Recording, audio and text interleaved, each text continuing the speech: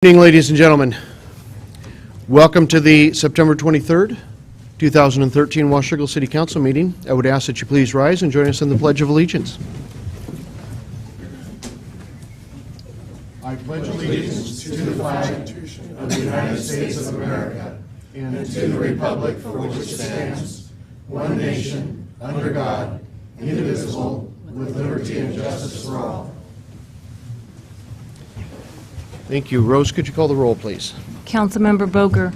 Here. Councilmember Plinsky. Here. Councilmember Lindsay. Here. Councilmember Greenlee. Here. Councilmember McDaniel. Here. Councilmember Shoemaker. Here. Councilmember Freeman. Here. Thank you. A couple of pieces of housekeeping. Number one, most of you probably saw as you came in that we've got a little bit of construction happening within City Hall to bring us up to code for a lot of ADA improvements that should have been done, but frankly the building was built about 6 months before those went into effect, so they never got around to them. We are finally at this stage. So good news is we do have bathrooms available if anyone needs them. Bad news is you've got to go back out into that glorious rain that you just came through, back towards the library community center room, and there is an open door for the restrooms that are shared between the library and the community center in the next building right behind us. So if you need restrooms, that's where you'd be headed today. Just before this meeting, we did have a workshop meeting with the council that took until right about 6:40. Really the two items that were discussed in that, it was an update and some information in regards to the Regional Transportation Board, and also some enlightening information from our consultant in regards to utilities, water and sewer rates for this next year. So wish everybody had been here for that one. It was a positive report. So that is what took place in that workshop meeting, and that brings us to this meeting at this point. Are there any amendments to the agenda from council? I do have, Dave? Mr. Mayor, I'd like to pull item C off the consent agenda. Let's, The regular, Dave, when we get to consent agenda, let's take that one under. okay. Any other items? I would like to insert as a new item 11, an executive session at the end of the meeting in regards to personnel and litigation. There will be no action to follow that executive session itself. Okay, moving to public comments. Are there any individuals that would like to comment to council on general items? We do have a public hearing this evening in regards to the Port of Camas, Washougal, and Killian Pacific Parker's Landing Development Agreement. We'll take comments during that portion of that public hearing on that issue, but are there any members of the public that would like to address council on items that are not inside that public hearing? Okay, not your only opportunity. We will have another one before the agenda is done as well this evening. That takes us to the consent agenda. This evening our consent agenda consists of 5 items. Our workshop minutes of September 9th, our council minutes of September 9th, our regular accounts payable claims in the amount of $171,293.77, our utility assistance program approval of $618.79, and Agenda Bill 4513, an interlocal agreement with the Washougal School District for the high school turf. I understand that we want to pull item number C. Actually, I see that C and D have been separated, so no need. Okay. Council? I'm sorry, you, Do not pull it. Mr. Mayor, I ask unanimous consent that the consent agenda be approved as read. Okay. I would like to pull item D. Mr. Mayor, I ask unanimous consent that the consent agenda items A, B, C, and E be approved as read. Hearing no objection, items A, B, C, and E are approved, which will bring us right back to item D, Utility Assistance Program approval. Dave? Just briefly, I remain opposed to using public funds to pay people's water bills. I think that's an individual responsibility, and I can't vote for that in good conscience. Mr. Mayor, End of story. Mr. Mayor, I move that we approve the Utility Assistance Program for $618.79. I've got a motion and a second to approve the Utility Assistance Program approval of $618.79. Any council discussion? All those in favor? Aye. Opposed? No? Motion carries. Thank you. And that brings us to our new business items. The first one is Agenda Bill 4613, a public hearing in regards to the Killian and Port Parker's Landing Development Agreement. Mitch?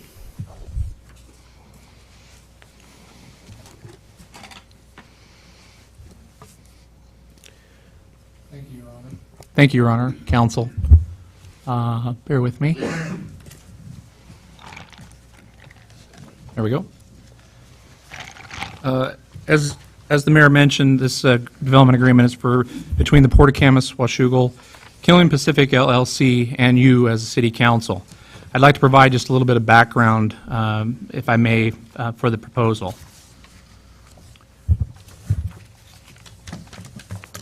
Okay. Now my slides are, sorry.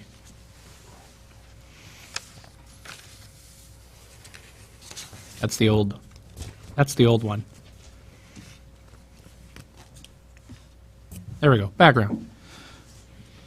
On June 2011, the property was rezoned, comprehensive plan change was made, and the property was rezoned from heavy industrial to CH, highway commercial. That was approved by City Council. 2 months after that, staff began working with the port and the developer on a development agreement to vest the development or to vest the property for the standards in place at that time. That development agreement was approved on in March of 2012, Resolution 1049. And that vested the property to the standards in place in March of 2012. 4 days after that resolution was passed, staff began working with the port and the developer on the development agreement that is in front of you this evening. So the property, we're just south of SR 14 and Marina Way and just east of South 2nd Street. The Killian portion, or Parker's Landing, Parker's Landing LLC portion is in blue. It's approximately just over 13 acres. And then the port portion in green is, again, just over 13 acres. But the entire property was what was subject to the development agreement done in March of 2012. And that is what is the same property that is subject to the development agreement today. I'd like to go through the proposed development. It amends and it supersedes. It vests the standards, again. It vests capacity related to transportation and water. It vests transportation impact fees and system development charge rates. It establishes specific design standards, and it establishes certainty around a public trail with park and community amenities. I'd like to just briefly go over these in a little more detail. Again, amends and supersedes is pretty straightforward. This development agreement that is in front of you would amend and supersede that one that you approved in March of 2012. It vests the standards specifically, but not including, not limited to Title 16, which is our environmental regulations, and Title 18, which is our zoning code. Again, exactly like the March 2012 development agreement. It vests capacity-related transportation and water. Transportation, it vests 9,190 trips. And water, it vests 446 equivalent residential units. They had asked for vesting on sewer capacity. We weren't comfortable with doing that. We have some prospective vesting language within the development agreement that says once our sewer treatment plant expansion is online in 2015, then we would be willing to grant that vesting right for sewer. Vests, again, transportation impact fees and system development charges. The TIF rate would be vested at $229 per trip, And the SDCs is Exhibit E within the development agreement, and it lists out the water and sewer and storm charges, SDC charges, that they would be vested for. Establish specific design standards. Again, it builds off of our existing commercial design standards, and again, what we did in looking at the Steigerwald Commerce Center, but it looks specifically at this site where those standards were developed for commercial property throughout the city. These standards are looked very specifically at the property itself. And they address access and circulation, parking and loading, solid waste storage, streets and frontages, signs, architectural, site landscaping, yard and buffer requirements, site dimension requirements, fencing and walls, and site lighting. Establishes certainty around a public trail with park and community amenities. Specifically, it calls out an 8 to 12 foot wide trail along the waterfront, interpretive signage, public art, street furniture, river viewing areas, pedestrian connections from the development itself to the public trail system. It'll be part of a regional trail network that the port is working on as well, and that we continue to work on. It provides a critical link to the downtown Washougal and enhanced livability and access to recreation and commercial amenities within the community. It encourages visitorship from outside the community, and it sets forth an agreement for us to pursue together funding for a public amenity such as a community information kiosk to further enhance the visitor experience and promote activities not only on the site but throughout the community. I'd like to go through some changes to the development agreement that were put in your Dropbox earlier this evening. This weekend, we, staff, worked with Councilman Boger, had some issues and some concerns that would like to have addressed. We looked at those. They made sense to us. We presented those to the applicant. They were agreeable to make those changes, and that's what I'd like to walk through with you. So if you're looking at the draft development agreement, and copies were out front there, I highlighted in yellow the proposed language changes. On page 2, we are adding the original development agreement from March as an exhibit. It will be Exhibit G within the development agreement itself. On page 3, we changed recital D, basically just to specifically limit those uses that were identified within Exhibit F, which are the commercial uses. And I'll go into some of the more of those. There was some changes there, but Exhibit F really just listed the commercial, highway commercial uses.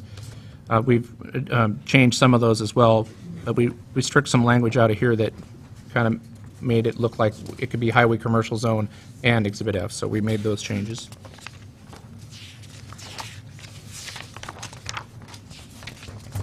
Then on page 8, in item 14, the term, we modified the term of the agreement to be 10 years with a 5-year automatic, caveat that that it could be extended for an additional 5 years if two things were met: that the waterfront trail had been constructed and that a site plan review application had been submitted and construction had been initiated for phase 1 of the development of the properties.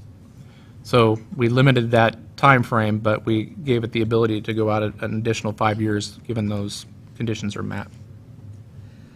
And then we modified item 16, which was threat to public health and safety.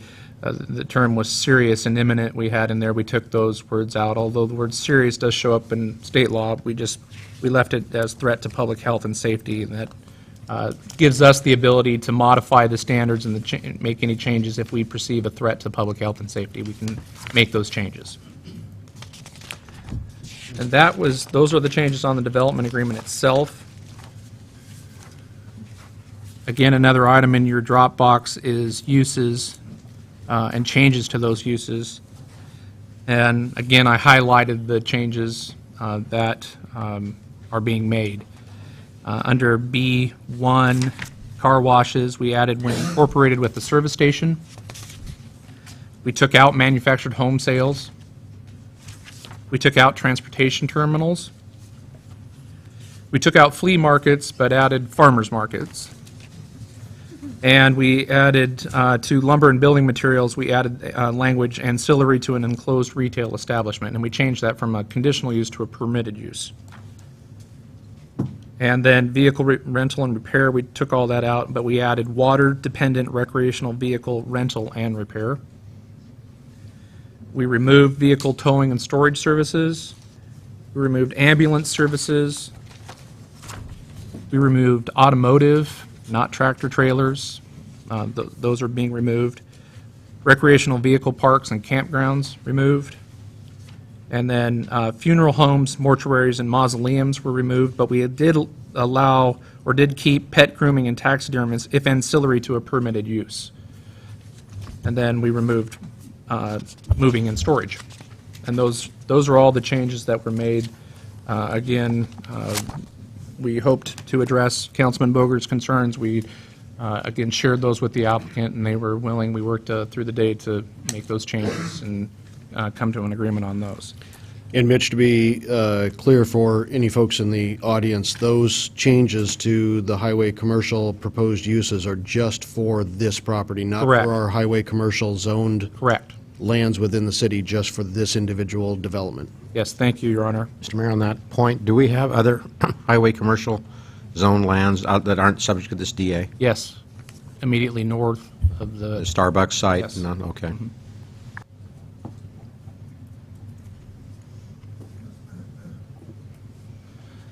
okay, moving on, I would, as I mentioned in my agenda bill, my recommendation to you is that you pass the ordinance and allow, authorizing the mayor to sign the agreement. I did get into some of the public comment portion, but the recommended action is to hold a public hearing, to take public testimony, read the ordinance by title only, and post and publish the ordinance in the usual manner. I did receive a phone call on Friday from Greg Goforth, who, a real estate agent in town, had concerns that the development agreement was vague and being rushed through City Council. And, but as I mentioned earlier, we've really been working on this development agreement for quite some time. We also received, you probably received from Administrator Scott a comment letter from Kim Gilmer, who is in the downtown over on C Street, who has concerns that this proposal will conflict with the downtown, and that we should consider downtown-type development along that waterfront portion, that it's not conducive to highway commercial. And that, again, is, I believe, was just emailed to you tonight.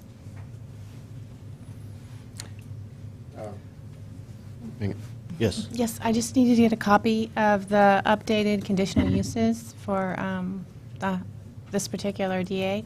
The uses? Yeah, the, basically, you know, what's permitted and what's been changed From from the original That's highway not in the commercial. Dropbox that you You got? know what, I am not finding it. Me neither. The document that was sent to me, the PDF 2 hours ago, is just the DA, but not, it doesn't include the conditional uses.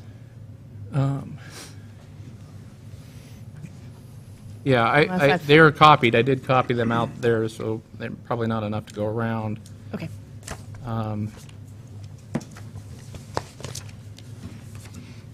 If you bear with me, I will,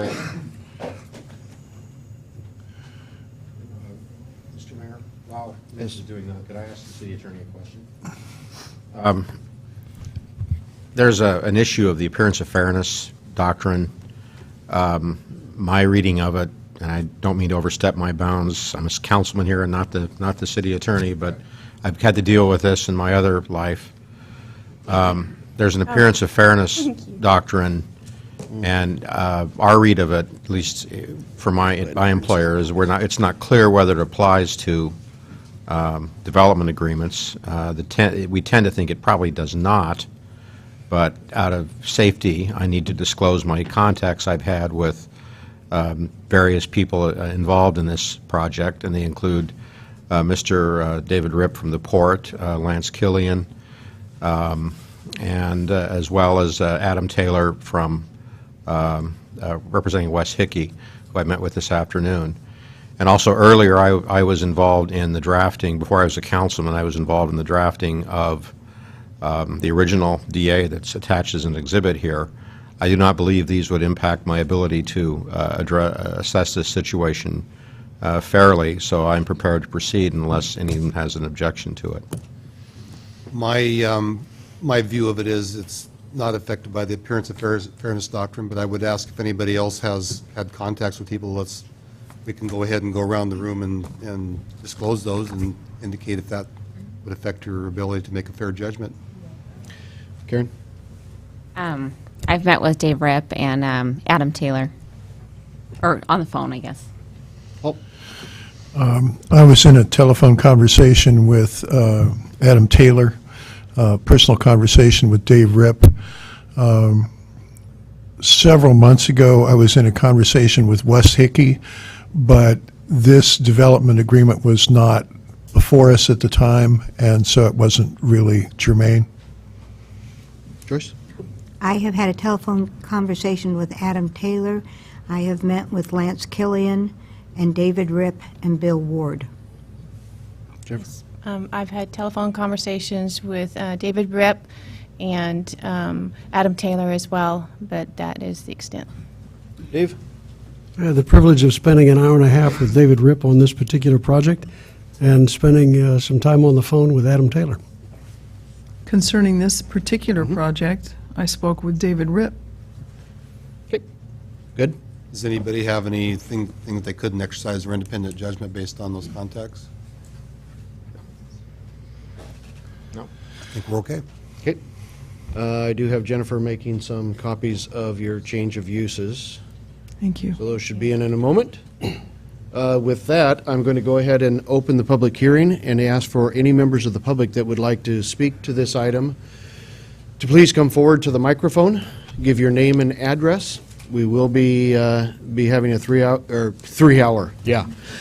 Let's make that a 3-minute time limit for comments, just in the sake of brevity. I will use this wonderful little timer up here. When your time's good, it's green. When you got 30 seconds left, it's yellow, and when it's red, the buzzer goes off and the trap door opens. So, okay. Thank you. You bet. Thank you, Mayor. Thank you, Council, City staff. My name is Adam Taylor. My name's been spread about here a bit. I'm a representative of Lone Wolf Development here in downtown Washougal. I've had the pleasure to connect with most City Council members, a number of local business owners, and community leaders in the past 2 weeks.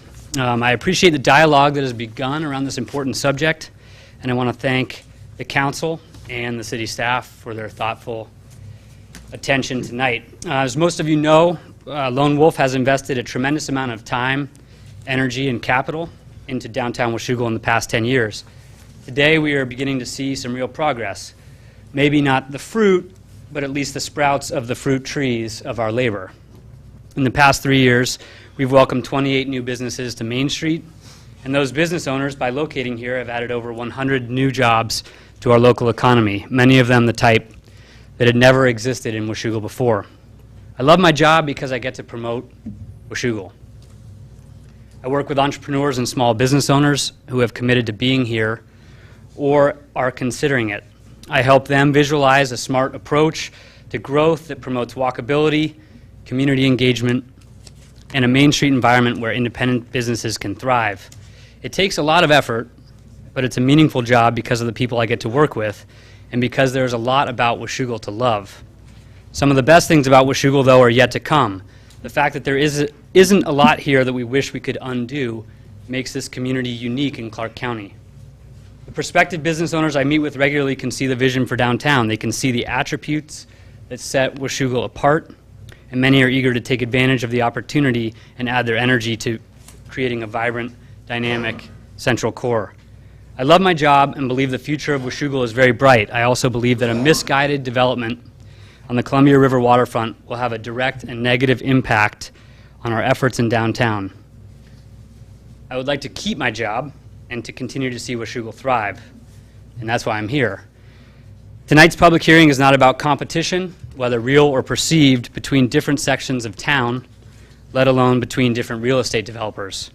Tonight's public hearing should be about focus, thoughtfulness, long-term vision, and the understanding that not all development is good for community, and when it comes to waterfront property development, we have one chance to get it right. I've read the development agreement and the design standards all the way through. I believe the documents are well-intentioned, and I want to acknowledge the effort the city staff has expended to date, but they lack real substance.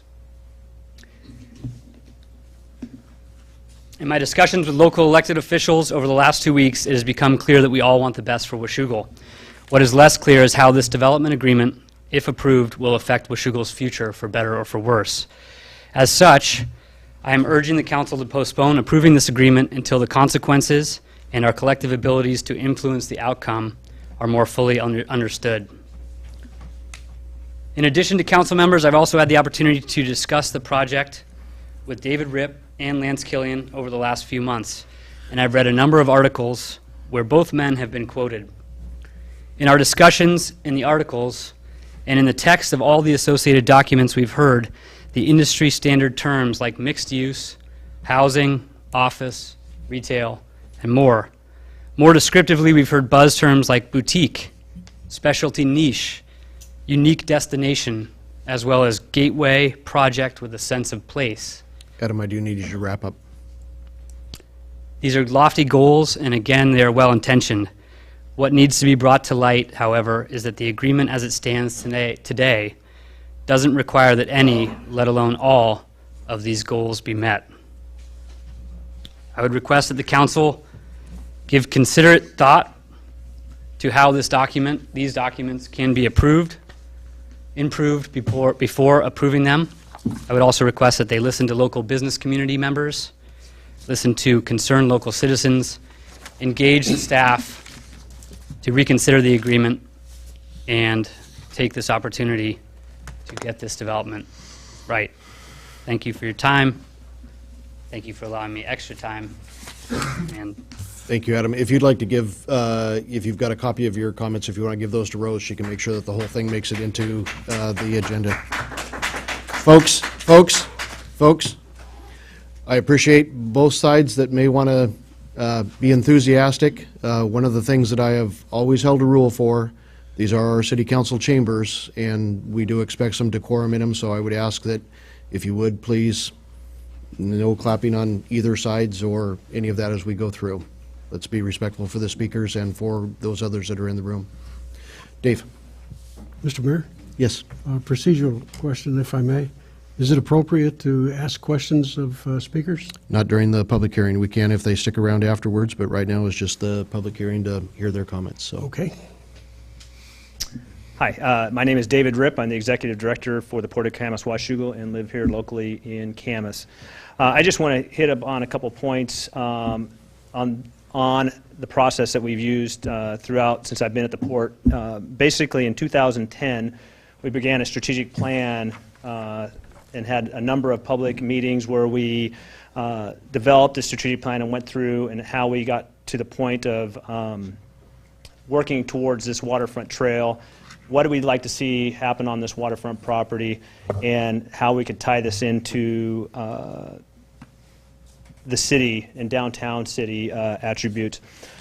The next phase of our strategic plan is we started working through an integrated planning grant that we received through the Department of Ecology. And as I mentioned at the workshop, the IPG is basically a two-part grant. One looking at the cleanup phase of and the contamination phase of the site, but also a planning phase. And in the planning side of it, we held our first public meeting on October 26, 2011.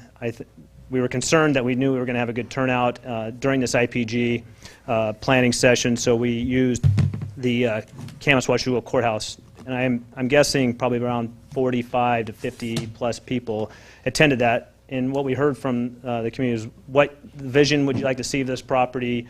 What type of businesses would you like to see for this property?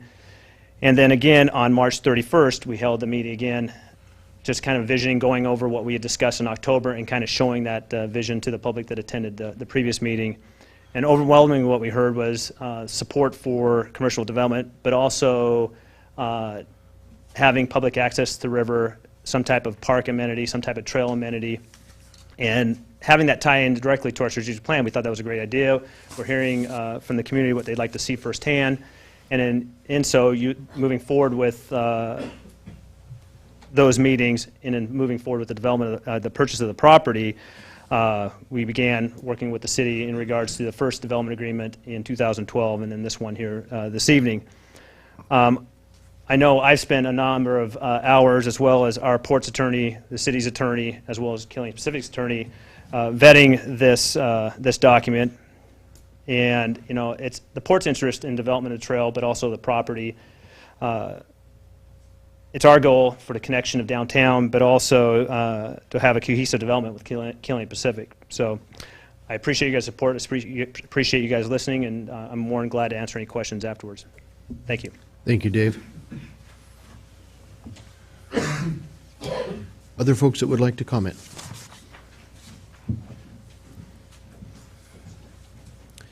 Good evening. Good evening. My name is Mr. Drew, Joseph Drew. And catchy words or not, but I'm all for development. That property's been sitting down there vacant for a long time. It's about time we put it to use. I'm glad that Mr. Stipp has taken the time to work through it. And any development that we have in this area is going to greatly help Washougal for the simple fact it's going to put people to work, provide jobs, and make our city grow and make it become the great city that it is already and get better. My only concern is that we keep the taxpayers' money and this involvement at a minimum, and we make sure that the developers don't get those little tax holiday breaks just to bring business to town. Business is booming now. It's not where it was years ago, but things are picking up again now to where these developers don't need these little handouts to entice them or lure them to us. Washougal is a good place to have a business at. We know that because we have an industrial section over here where a few businesses have already come and are being very successful and doing good business. And if we can, I'd like to see if we can get some money from them to help lower our water rates so they don't have to go up the next go around, that maybe we get some return from them, and that'll help the citizens here for their water rates. So I encourage you, the good council that you are, to please see this development through and please help other developments come through too. I appreciate your time and your effort. Thank you. Thank you very much.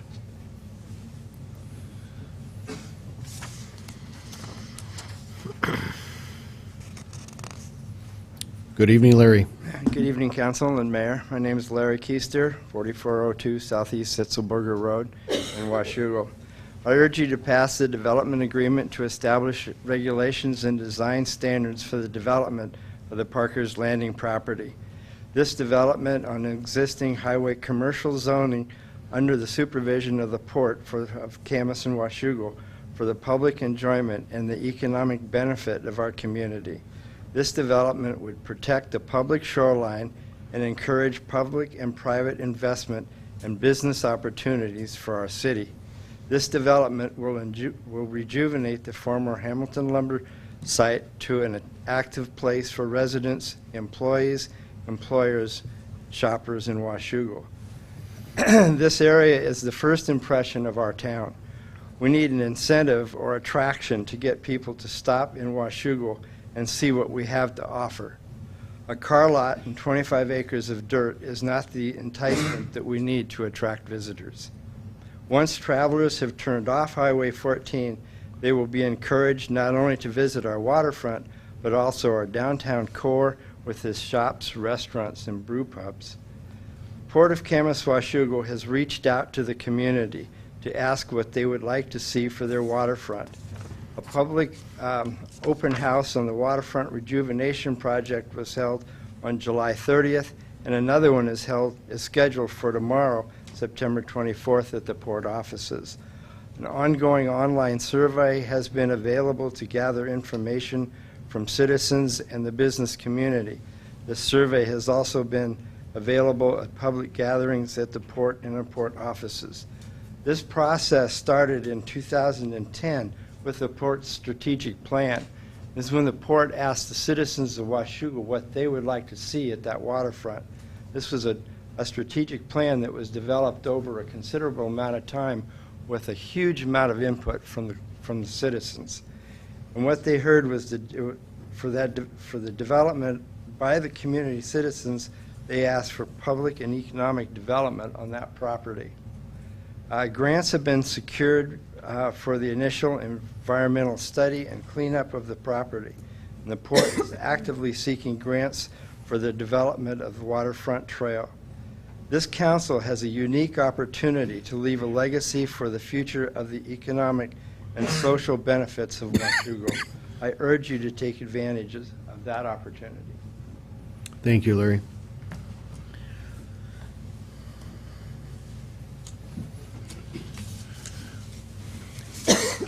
Hi, my name is Damon Tarlow. I work for Girding Eadland Development. We have long worked with Wes Hickey. I consider him one of the most thoughtful developers I've ever known. Interested disclosure, I also know Lance Killian. We were at Jesuit High School together. I also consider him an extremely thoughtful developer. I did not intend to speak tonight, but Adam spent numerous hours working through this, didn't get a chance to finish, so I am going to finish on his behalf. So to his words, continuing where he left off, as it stands today, the development agreement would allow the developers to build only retail or build only housing. They have the ability to lease space to Winco or simply parcel the property into multiple pieces and sell each for a profit. I'm not saying that is their intention, it is simply saying that is their right. Washougal is not signing an agreement for a new shiny waterfront development project. If we sign this agreement, we're providing incentives and entitlements to developers that already own the land outright and have the zoning they need to build pretty much anything they think is appropriate and only what the market can absorb. I've been told whatever ultimately gets built on the property will not compete directly with either downtown Washougal or downtown Camas. To the contrary, I've also been told that, quote, a rising tide floats all boats, and that there are 3 commercial hubs that will likely complement one another. I appreciate the optimism in this statement. As a representative of Lone Wolf, optimism ranks high on my list of job duties. Yet without a plan in place to determine what the eventual development will look like, it's hard to say whether or not their assumptions will hold water. In the meantime, with hundreds of thousands of square feet of retail and retail-ready land already existing and sitting vacant within the city's boundaries, I question the expediency of this process. I'm a solutions-oriented person. In my conversations with various council members and people that I consider mentors, I have been told to suggest improvements to the agreement that I think could be made to ensure that the development agreement truly benefits all parties involved. I'm not an expert, but I'll give it a go. I would recommend that council do the following. Require the development agreement include a master plan component. Require there is a definite dynamic mix of uses with specifications as to how many square feet of each type of space be built. Require that the project has a solid start date and duration. Eliminate the phasing option with the understanding that phasing leads to half-built projects and progress only happens when the economy affords. The opportunity to steer development of Washougal's waterfront is in front of us tonight. Again, we only get one chance to get it right. It is my sincere hope that the council will grasp the gravity of the position that we're in and respond accordingly. In my own words, balance. Everything is possible. You should do it. Just make sure it gets done right. Thank you, Adam via Damon. Mr. Mayor, could we get a copy of that? Yep. Good evening, Charlie. My name is Charlie Bishop, representing Pendleton Woolen Mills. We employ 190 people in manufacturing, paying a family wage job and good benefits. We also operate a successful retail store that attracts visitors from all around the country and even from around the world. By proceeding with this development agreement as written, I think the city and the port will be missing out on a tremendous opportunity to develop a public waterfront and public space at Parker's Landing. Most cities and communities are trying very hard to redevelop their waterfronts with public space. The City of Portland, the City of Vancouver, the City of Seattle are all working very hard at doing just that. Public waterfront parks and open spaces will improve the quality of life in the community. It will attract new business. It will increase property values. And right now, I think the city has a lot of undeveloped and unutilized commercial space in Washougal and in the downtown area that could be developed. The development agreement, as written, is very vague and grants a lot of concessions to the developer. I think the 8 or 12-foot sidewalk and an information kiosk is just completely inadequate for such an important piece of property and for a public space. So I would encourage the council and the mayor to send this development agreement back to staff, seek additional public input, and not miss out on this very, very important opportunity.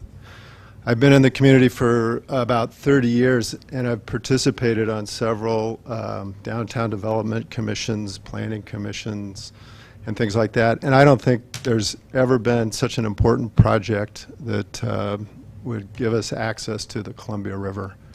And I did work with the city on the development of the public pathway and the tunnel under Highway 14, and that was a great, great project.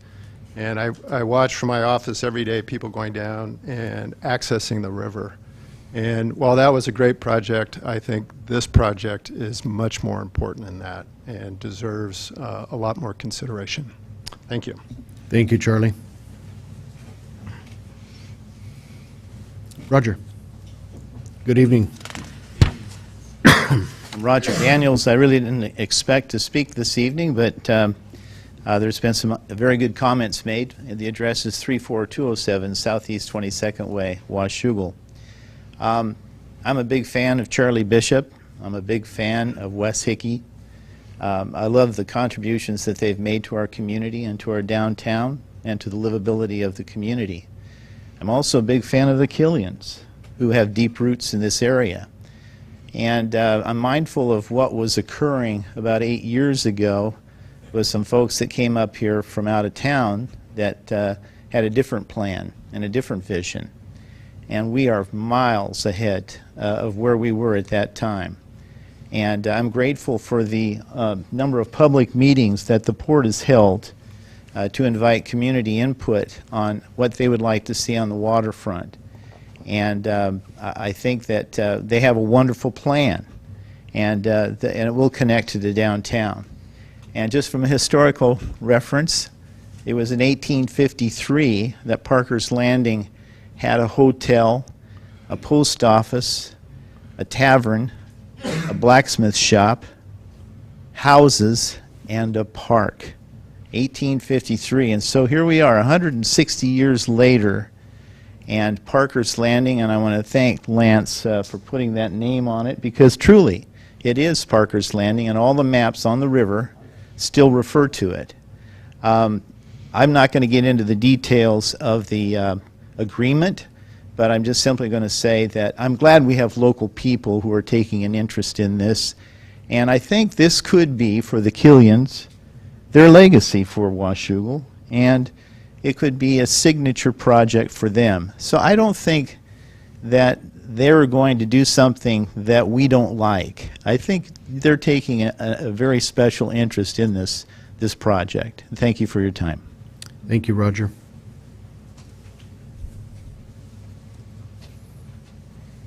Good evening. Good evening, Mayor, Council.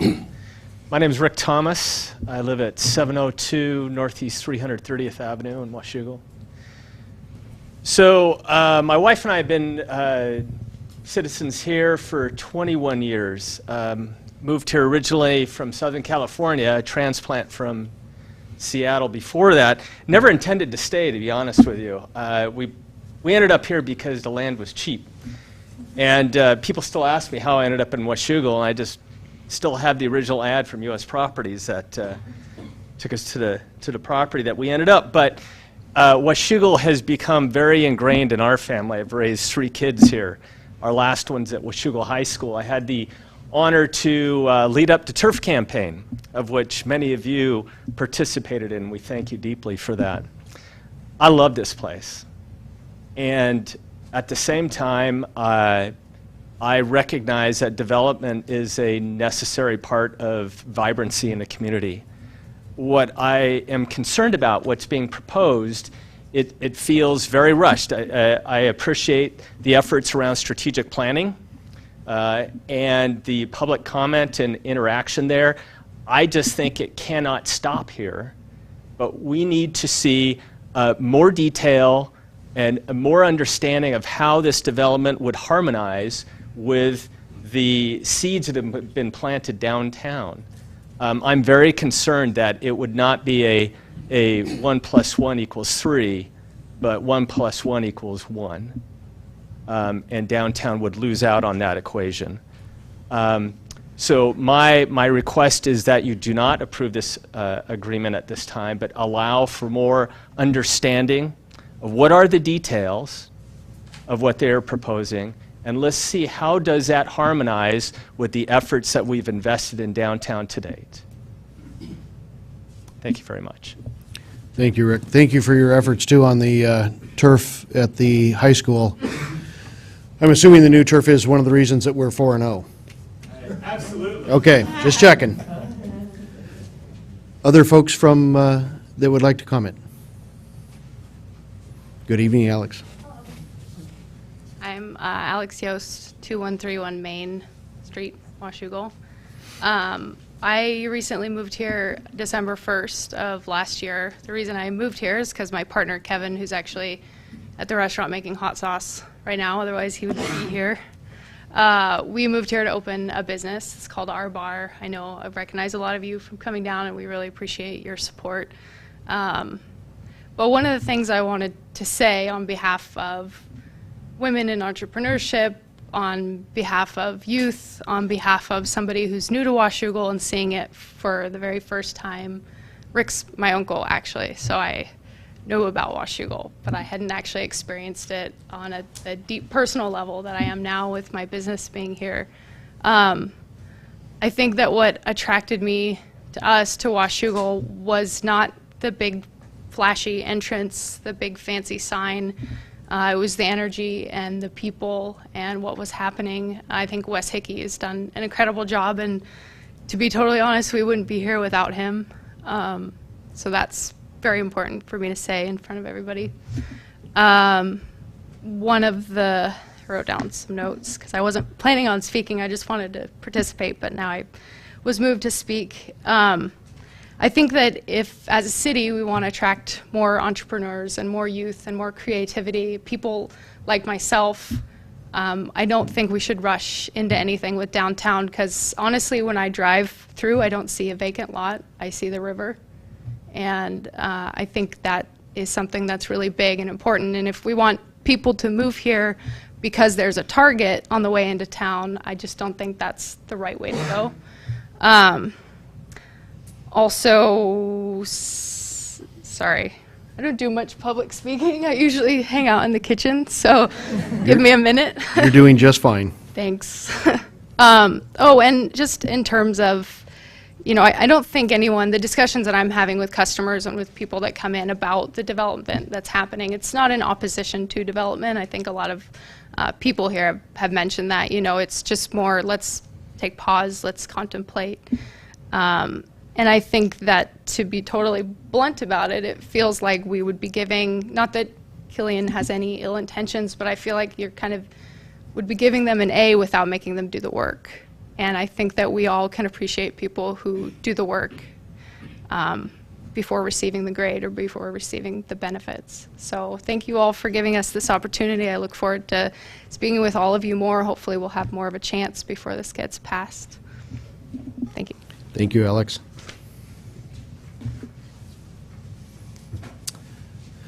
Other folks? Yes, sir. Welcome. Yeah, my name is Roger Camp. I'm a new resident in Washougal. I live up near the Mormon church. You know, you talked about, you know, bringing jobs into this, you know, sleepy little town of Washougal, but I haven't heard anybody say a damn thing about improving law enforcement here. So what you're going to do is you're going to develop, you're going to bring in a lot of business, and you're going to bring in a lot of crime. And I don't see any police up in my neighborhood, unless there is a home intrusion or something like that, or unless, you know, somebody has a stroke or a heart attack.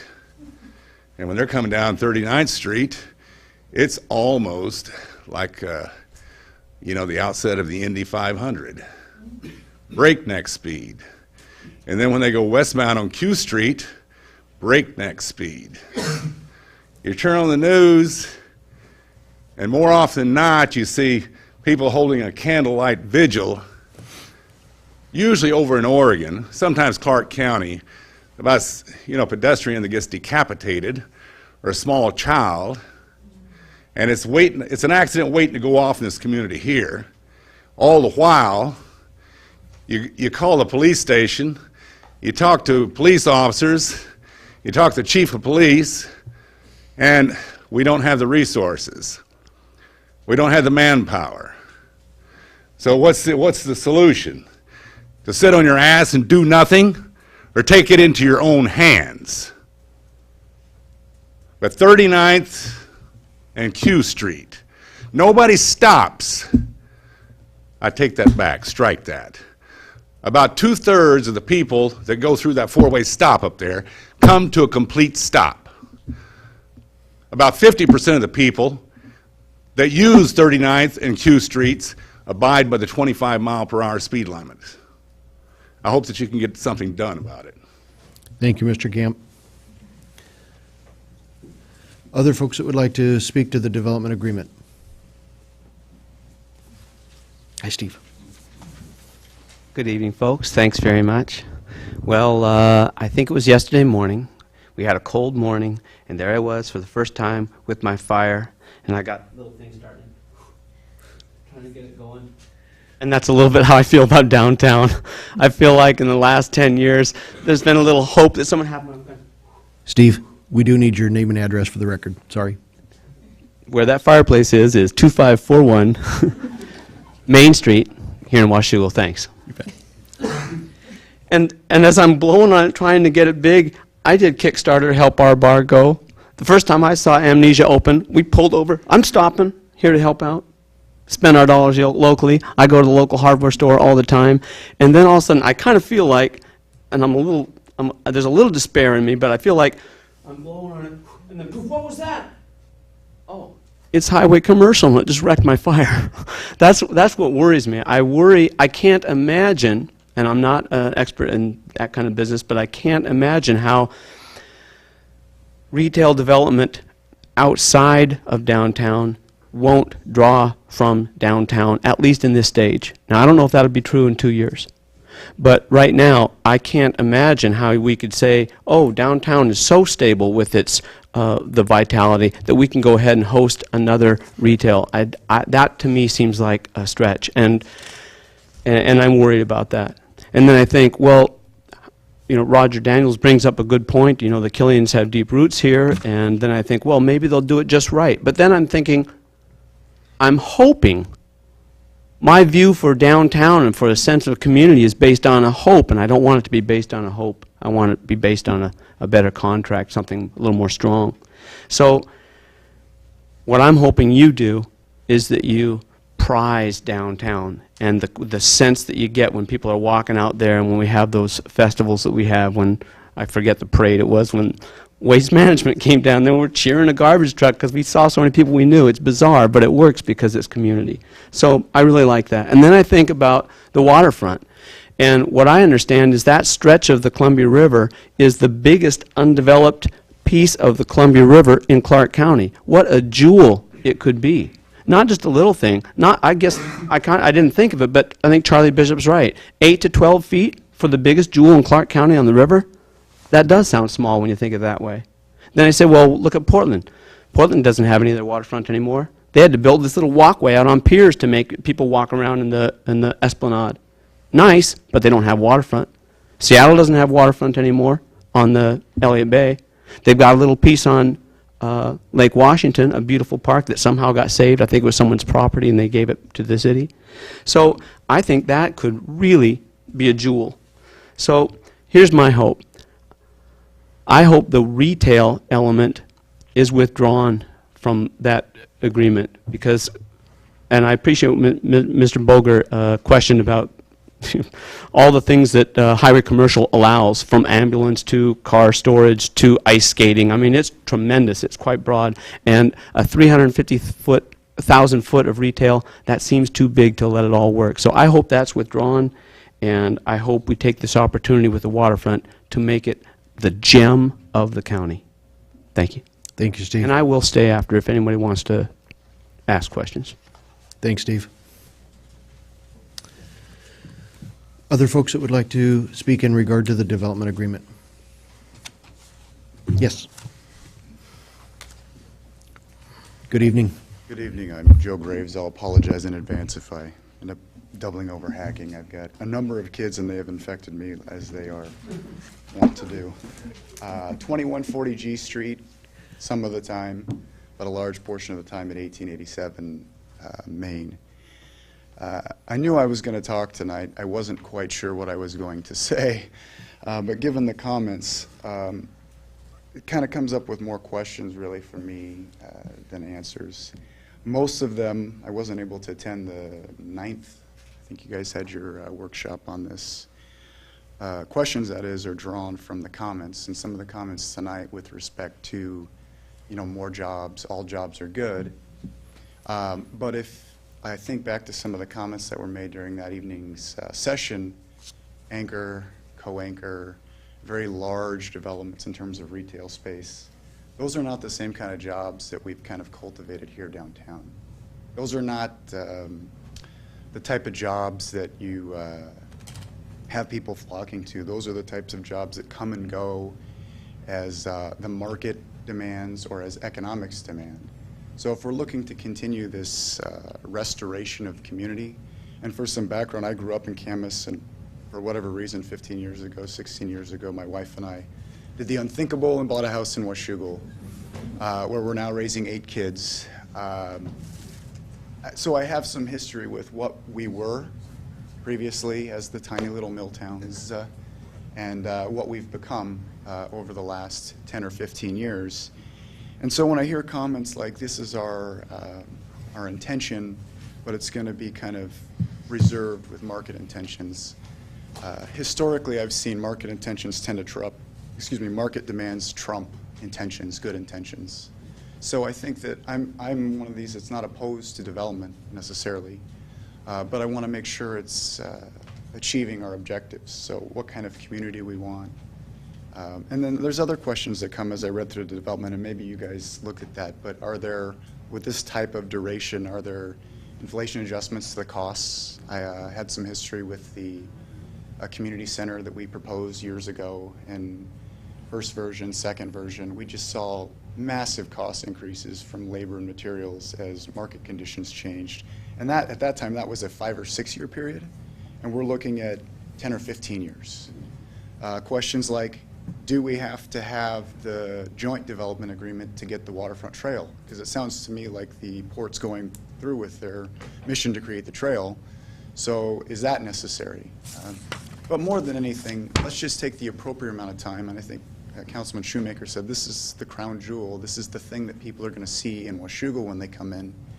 And as I listened to that meeting and as I read through the development agreement, that greeting may not be what we think it's going to be, and it's not clearly defined.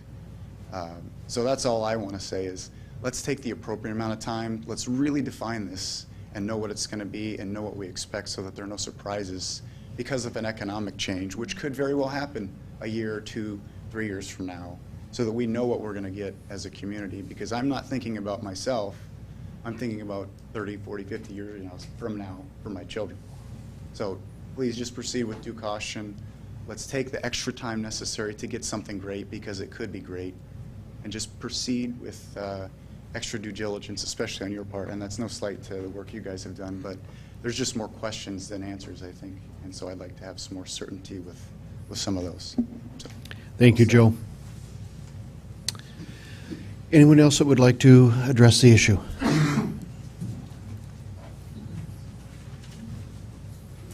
Good evening.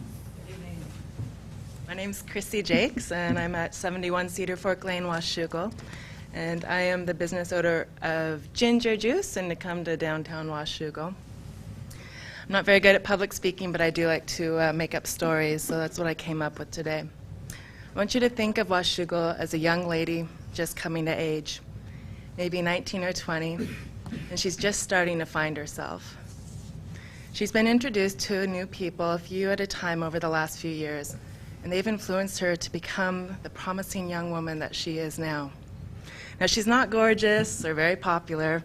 Some people don't even see her when they pass her by. But there is a small fire burning within her. She has spirit, kindness, a thirst for knowledge, and a yearning to help others. She may be small and unnoticed now, but she is bound for greatness. But this takes time. Just like wine, a woman needs to ripen and age before she becomes her best. And she knows this and is happy to take her time and experience life and pursue many avenues. But now, out of the blue, a mysterious cowboy comes into town and sees this young lady. He sees some potential in her and decides that he must have her. But he's a hustler and has interests to attend to elsewhere, and very quickly he introduces himself and gets down to business. He tries to allure her with promises of riches and good things to come down the road for them, but only if she accepts his proposal and gets married 3 weeks later without asking another question of him. She can't ask about his future intentions or life goals or how he will accomplish them. Heck, she can't even find out if he wants her to be his equal partner or if he is one of those men who plan out his whole life expecting her to fall into suit and be a servant. What woman with any common sense would jump into a marriage with such an offer as I just described? That cowboy might be gorgeous, smart, rich, funny, kind, and rich. But if he truly cared about her, he would take the time to court her so they get to know each other and find out about each other's dreams and plan a future together.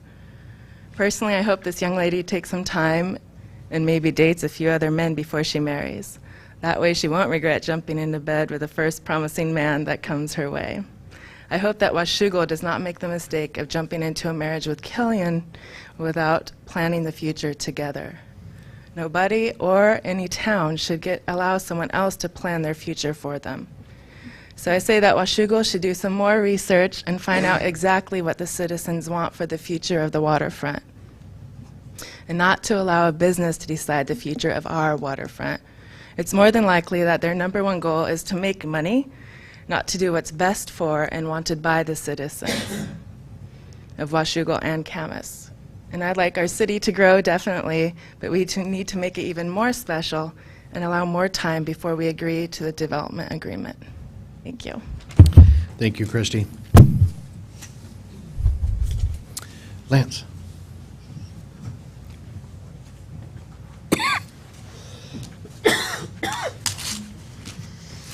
Good evening, Council. My name is Lance Killian. I'm with Killian Pacific and Parker's Landing LLC, one of the private parties to the proposed development agreement.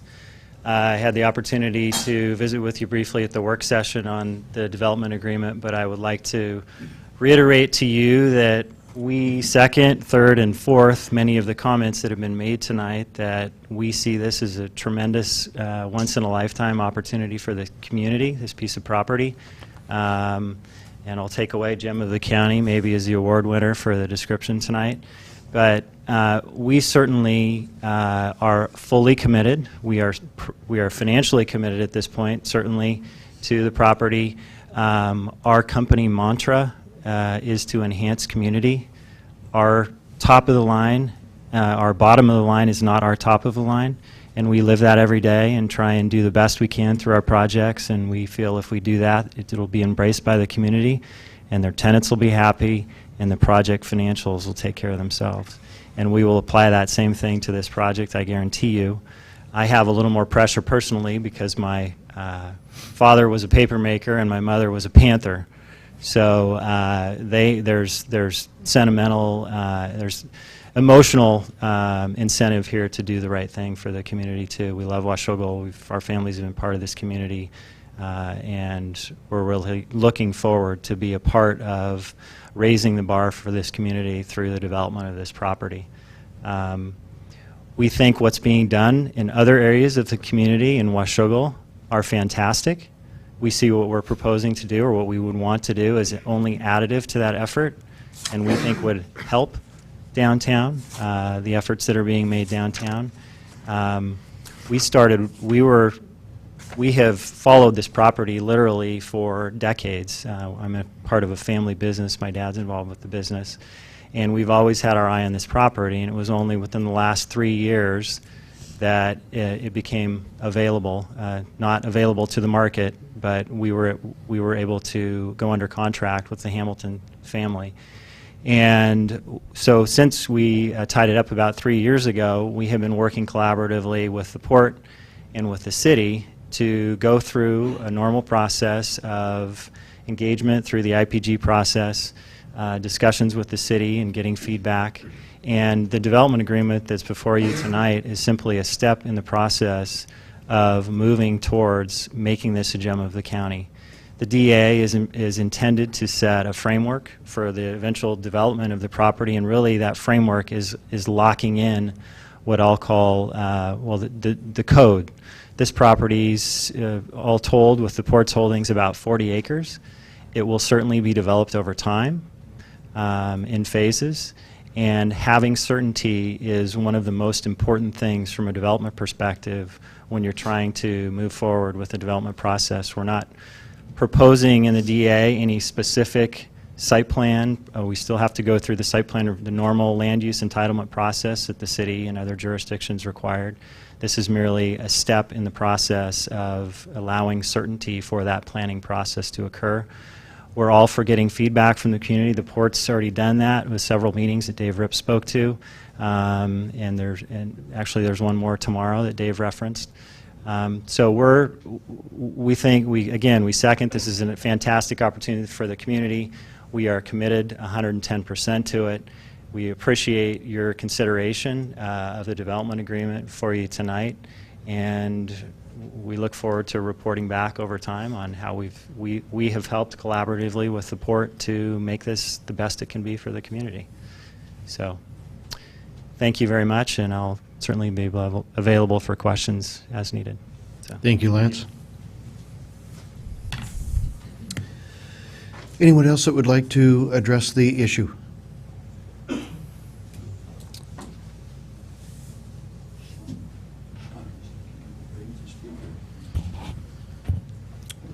Rose, can you adjust the volume up just a little bit? Thank you. Good evening. Hi. Bruce Kramer, 1801 Main Street. We have a business here, Main Street Mercantile, and own the little building that's in it.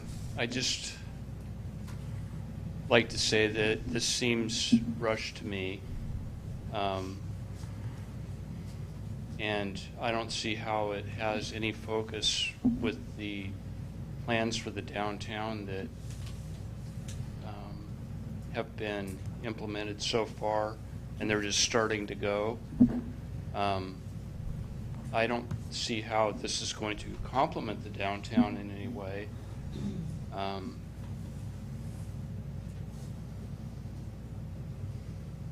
And I think it needs more consideration, I guess. That's all. Thank you, Bruce.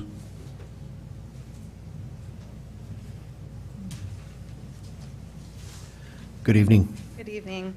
My name is Heather Jordan, and I live at 662 North U Street, and I'm the owner of D Studio 21, which is downtown at 1887 Main Street. And as a participant in the development of downtown Washougal's brand and just getting to know the community and the people, the businesses that are downtown, and trying to attract more people and improve our community's ability to connect with one another downtown. I just feel that this plan is a little premature as far as Adam had mentioned and others, the level of detail that's being included, and really strategically thinking about how that can tie into the downtown, or both downtowns, Washougal and to Camas, being able to create a vision that is beneficial to everyone and for the community to be able to understand it, as well as the businesses that are functioning in downtown Washougal, us being able to get behind it and be excited about it. And at this point, I just feel like the level of detail on what's been included thus far is it's too vague, and it doesn't feel like something that's bringing us together as a community, and that's from a gut feeling and just my experience with different business owners downtown. I really think that's important at this point in time. Thank you, Heather.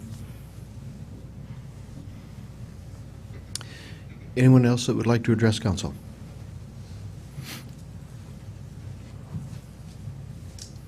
Good evening. Hi, I'm John Horton from Portland, Oregon. I just wanted to make just a brief comment. My firm makes investments in businesses, and the reason I'm here is your community. I think what you've got downtown is really building into something special. And when we look around, we think about, where do we want to start businesses? And there aren't many places that are on the list. There's Portland, there's a Pearl District. What you've got downtown here it's really vibrant. So I don't know much about your plan. The only thing I'd encourage you, for firms like myself, and there are people out there, Washougal kind of is rising in conversations, people like myself who are looking to place businesses. And the only thing I'd say is please go carefully with your real estate development and really find out what you're getting into, because as people have said, that is a critical piece of property.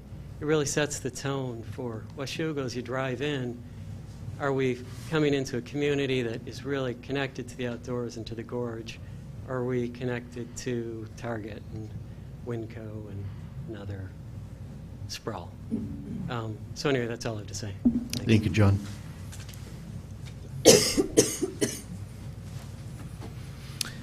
Anyone else?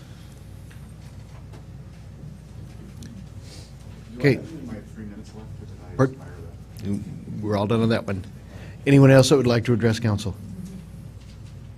Okay, with that, I'm going to go ahead and close the public hearing. Joe? I'm going to close the public hearing after Joe.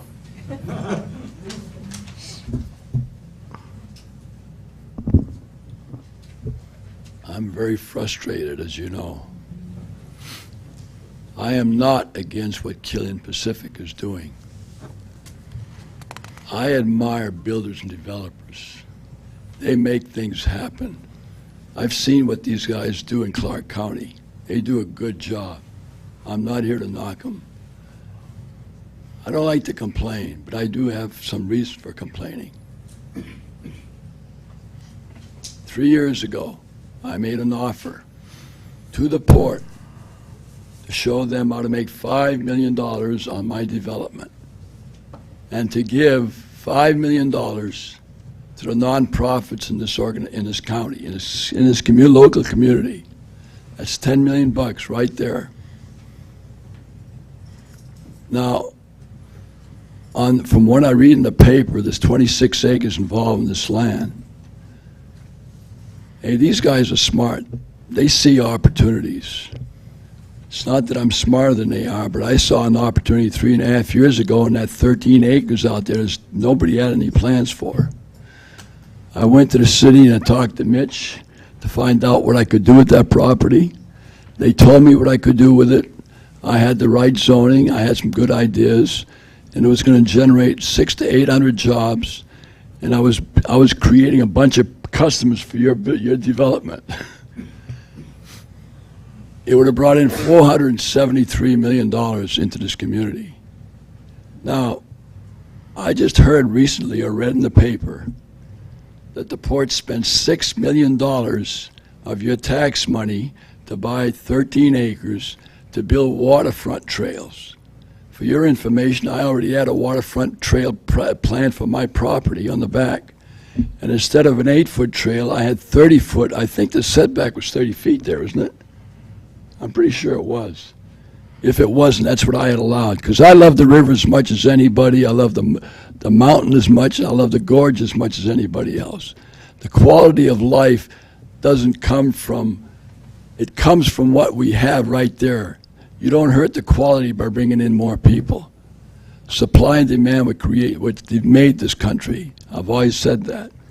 I've got a lot of things to talk about. I keep looking at those green lights there. But as far as Sean Garr is concerned, I complain about him every once in a while. But as a mayor, I think he does a good job. No, I'm not here to complain about him either. As far as the newspapers are concerned, you got 2 newspapers in this community that are failing to report the truth the way it's happening in this community. Some of the stuff I just talked to you about. I'd like to go to the ACLU about some of this stuff that's going on. However, I'm going to tell you, we have a problem in this community. A lot of it has to do with our democracy. Joe, I do need you to wrap up. I will wrap up. I've told you this before. Our community, our country as a whole has been indoctrinated into believing a lot of false information. People think the problems we have are between Democrats and Republicans. That's not where it's at.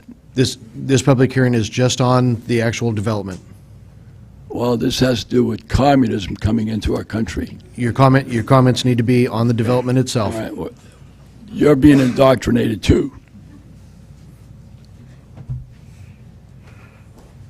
As far as a freeholder deal, I signed up for a freeholder deal, and I had to read 25 pages of guidelines in order for me to qualify to sign for a freeholder deal.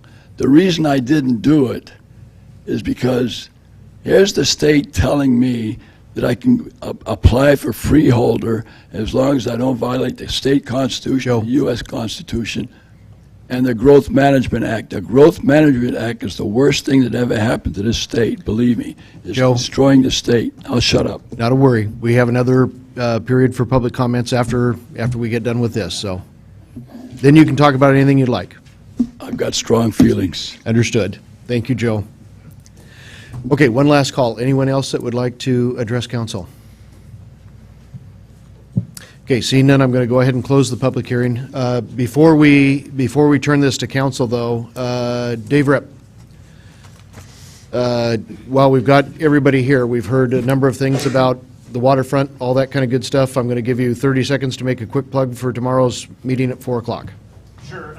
Tomorrow afternoon from 4 to 6:30, we'll be holding our second open house on a recreational facility plan. But in tied in with that, we're also updating on our cleanup of the property through DOE, our partnership with them, as well as updated trails. I'll be here afterwards if anyone wants to take a look at our vision of the trail and all that. So, right at the port offices, 4 to 6:30 tomorrow. Thank you.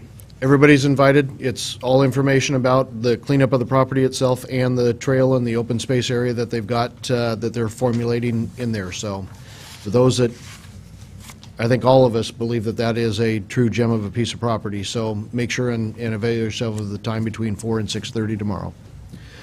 Okay, with that, council.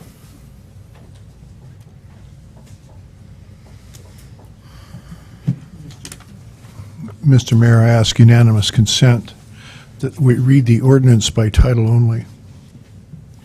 Hearing no objections, so ordered. An ordinance approving a development agreement between the City of Washougal, the Port of Camas, Washougal, and Parker's Landing LLC, providing for the vesting of regulations and the establishment of design standards for the development of the site known as Parker's Landing.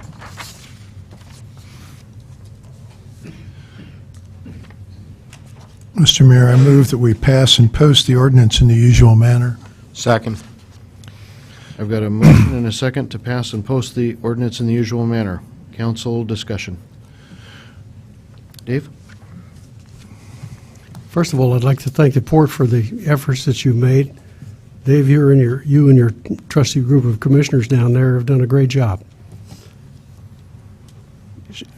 I believe in development. I support development.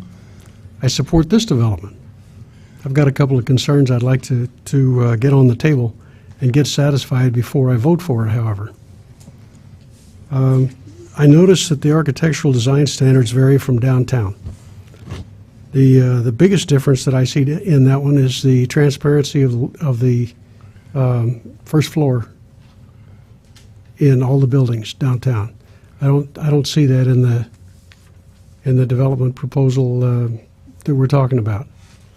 And my question is it a good idea to have similar or varying design standards between developments which are so closely located, tied together by not only roads but trails, and each of which so closely represents the city of Washougal?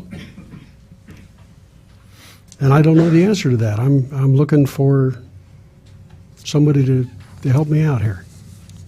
The other concern I've got, and I apologize to you, Mitch, because I didn't pick up on this reading through this entire proposal until tonight. I saw it on your slide there. public art. Is that art paid for by the public? Or is it art paid for by the developer or people within the development on behalf of the taxpayers? It's not art being paid for by the city, it may be art being paid for by port or developer. So to answer your question, it could be tax dollars for that, based on port, Okay. And not city of Washougal. my concern there is that there's a reason starving artists are starving, and that is because nobody wants to buy their stuff. I don't want to bail them out with public funds. But that's not one that would keep me from voting for this. The question on the architectural design standards is something I need to resolve. Can somebody help me with that? Well, I guess the thing that I tried to make, the point that I tried to make in my slide presentation was that the commercial design standards were developed, and you were part of when we were looking at this on the Planning Commission, is that citywide. We were looking at every property that we had within the city of Washougal. Again, we got a little more focused when we did the downtown design standards. They are actually, we did it backwards. We did the downtown, and then we got a little broader when we went to the commercial. I think the same thing takes place here, is that this Parker's Landing is very specific. It's not downtown. It's not it's not meant to be downtown. And the transparency part, if you're driving on 14 and you see a bunch of windows, you're not going to be looking over there trying to see what you're going to see in the windows. Whereas if you're walking downtown, you're walking by the windows. You're going to see those things. Now, they're smart developers. When you have trails and circulation through your development site, you're going to want windows in order to attract those people, those shoppers into your stores. But that wasn't, to make it a mandated requirement, it wasn't felt necessary for this site in and of itself. So we didn't have the transparency. Why not? Basically because if I'm driving on 14 and I'm looking over at a bunch of side windows and I'm trying to shop while I'm driving down 14, it doesn't make sense. It doesn't make sense to have 60% transparent windows along that side there. Now, that being said, on the interior, they may have that, but that's up to them. So that's a business decision? Yes. I can live with that. Thank you. Mm-hmm. Can I ask are there any other comments on that particular point from the developer or from the port? I don't have anything more specific to add than what Mitch just described. We as well. Okay, thank you. Paul? In reading over the permitted uses, B3 retail trade, drinking places, alcoholic beverages with or without entertainment, given the new environment, we do not have code for retail marijuana. And so I would assume that since it is not excluded, it would be permitted. Is that true? Well, no, because typically in construction, if it's not listed, then it's not permitted. Okay. There's still, the rules are still being developed, but as the park itself would probably, under Liquor Control Board, be designated as a park designation, and therefore the 1,000-foot rule would come into play and basically negate any of this property being utilized for that. Maybe I misunderstood, but when we had a map of places that were 1,000 feet from a city park or a school, it was my understanding that the dog park did not count because we do not own it and we do not maintain it. Right. And furthermore, that Parker's Landing Park did not qualify because it's owned by the port and maintained by the port and not the city. There was two portions of that. The dog park owned by now Mr. Hickey Right. was private ownership. You couldn't make I used the analogy if it looks like a duck and walks like Right, it's right. a duck, and we're hoping that that's where Liquor Control Board ends up. They did add some language related to that, although it's not clearly defined yet. But our hope is that the Parkersville Park, in and of itself, with a park designation, will qualify for that. I don't have that answer for you, whether or not that'll Right. be the case. Go ahead. Isn't the answer kind of up to you as the director? Whether or not it would be allowed? Right. I haven't gotten that from Liquor Control Board. I would be able to comment on it. Well, my understanding is Liquor Control Board is going to accept the city's zoning as a criteria for the location of their retail facilities. That's what my understanding is. And Right, if it's city zoning for location of, but not necessarily prohibition against. Right. Now, I also understand that we're going to get 2 sites? One. One. Camas gets one, we get one. Okay, because Unfortunately. I had a conversation with someone who was hassling me about something in Vancouver, and we delved into Washougal, and he said, and he's an expert, and he's basically trying to cite these things, and he says, we're getting 2 here. Yeah, the Liquor Control Commission took made their rulings on that almost 2 weeks ago. Vancouver gets 6, Clark County gets 6, Battleground, Washougal, and Camas each get 1. Okay. That's the 15 that they've assigned to the county. It was my understanding that those 6 to the county can be located anywhere within Clark County, including within municipalities. No. Not my understanding. No, it's unincorporated areas. Yeah. Okay, well, in any case, that was certainly not my understanding from reading what the Liquor Control Commission had to say. I have heard them say that they're deferring to local zoning. I'd love to hear that, but, Yeah. Yeah, it is, yeah. That Because- is, I mean, we are, sorry, Paul. No, go ahead. It is, we haven't answered that question. Citywide, we haven't done that yet. That's a discussion that we're having at the Planning Commission level, and ultimately we'll be back to you, as we discussed last time.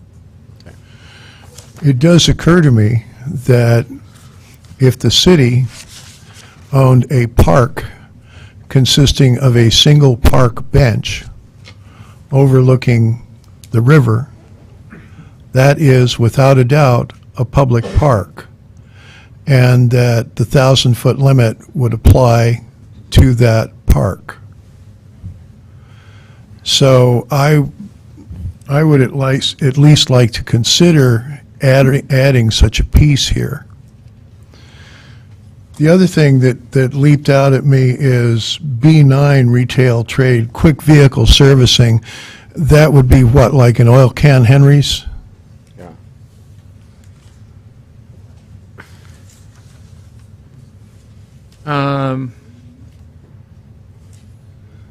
No, because that is actually under automobile uses. The uses automobile is defined, and that's the oil can Henry's.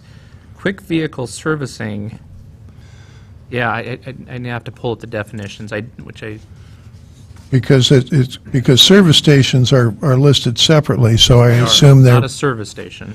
that's something different. Yeah.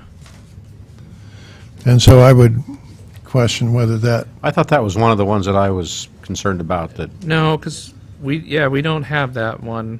We have automobile services, uses, or, excuse me, automobile 7 under service, C service, but this is trade, and it's quick vehicle servicing as a trade.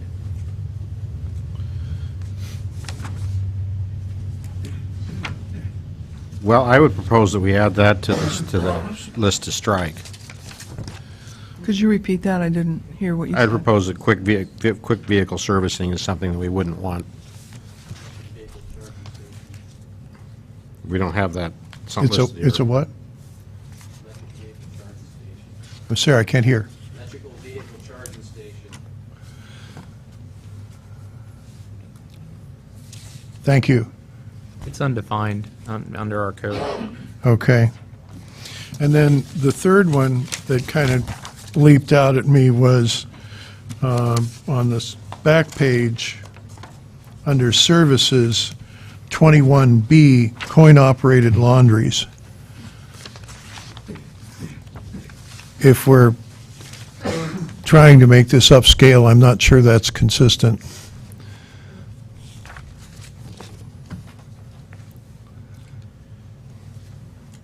Dry cleaning? No, coin-operated So laundries. just the coin operated?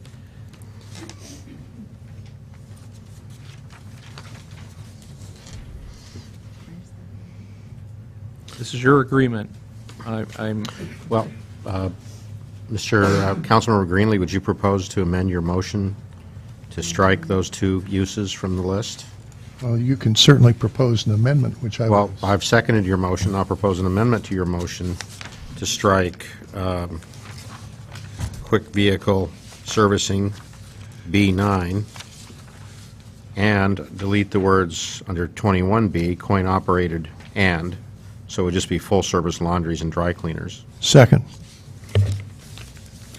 Okay, I've got a motion and a second to strike B9 and B21, quick vehicle servicing stations and coin-operated laundries. Any council discussion? Joyce? Well, if the quick vehicle servicing is electric vehicle charging, why would we exclude that? Because it could be other things as well. Exactly. And we can certainly permit it later if we wanted to. Other questions? Okay, I've got a motion and a second to strike B9. Yes. I was just curious if, it kind of seems like there's obviously two parts to this, the port portion and the killing, or the Parker's Landing. Is there any way that they could be separated out into two? Here, hold that question. Oh. This one is just on the amendment. Oh, I'm sorry. Striking those two. Did you? Okay. I've got a motion and a second to strike B9 and 21B from the permitted uses. Are you saying all of B? Or you just B- said coin-operated? Just coin-operated. Because there's full-service laundries and then The there's quick dry vehicle cleaners. servicing and the coin-operated laundries.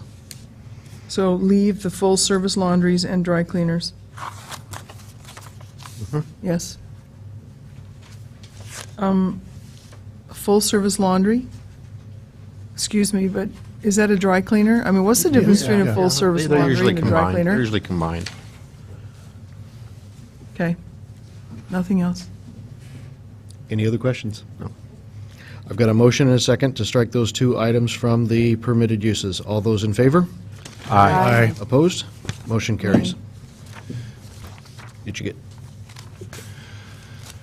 Motion carries. Further discussion on, Karen, sorry. Okay. Obviously, there's two components of this. You know, we have one development agreement, so I was just wondering if there's a possibility to separate them into two, and I know it's one piece of property and we're trying to make it all work together, but the trail and the park thing seemed, in my mind, is one thing, and then the development with the Parker's Landing seems to be a whole nother ball of wax. It's actually multiple pieces of property and multiple ownerships, not only just the Hamilton property that's now two different pieces, but also the additional property that the port has that's contiguous to it that they've owned for years. I think to get to the crux of your question, I think the reality is that they're looking at not co-developing it, would be a wrong term, but trying to develop it all as one cohesive piece. Right. And that's why we brought them together into the one development agreement. And this portion, sorry, is,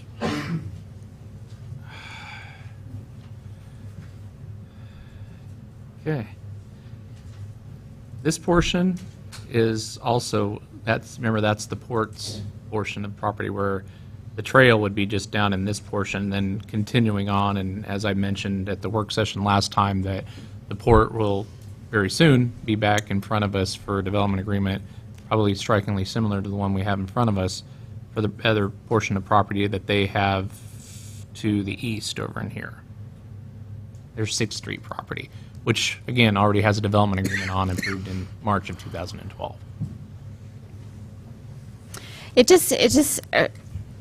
My gut instinct just says that there's still a lot of questions out there from, and I'm really basing this just on what I've heard from the citizens.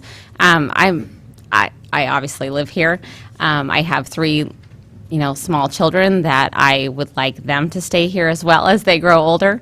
And I want nothing more than this to be an amazing thing that we add to Washougal. And, I think that's the general consensus of the room, is I want to make sure that we do it right. I want the trails, I want the waterfront, I want the park, I want it to be restaurants and shops and the whole 9 yards. I just am not sure that I'm ready to pass it for myself and the citizens that I've heard from tonight. Dave? I actually had a couple of other concerns, but I want to give my colleagues a chance to get theirs on the table. The first one is I heard the same thing you heard tonight. I heard a lot of concern about coming to an agreement with the developer after very quickly. And my first thought is that this is after significant outreach by the port and their attempts to incorporate the public input, which I was appraised of when I met with Dave Ripp.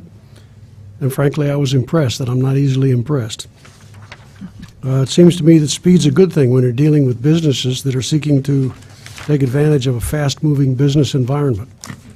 And Mr. Killian's in the business of doing that, and I think where we can, we should support him. The other thing I heard tonight was a question that you might be able to answer for me, Adam, and that is why you consider this to be misguided development. Could you help me out with that? Please. Thank you for asking.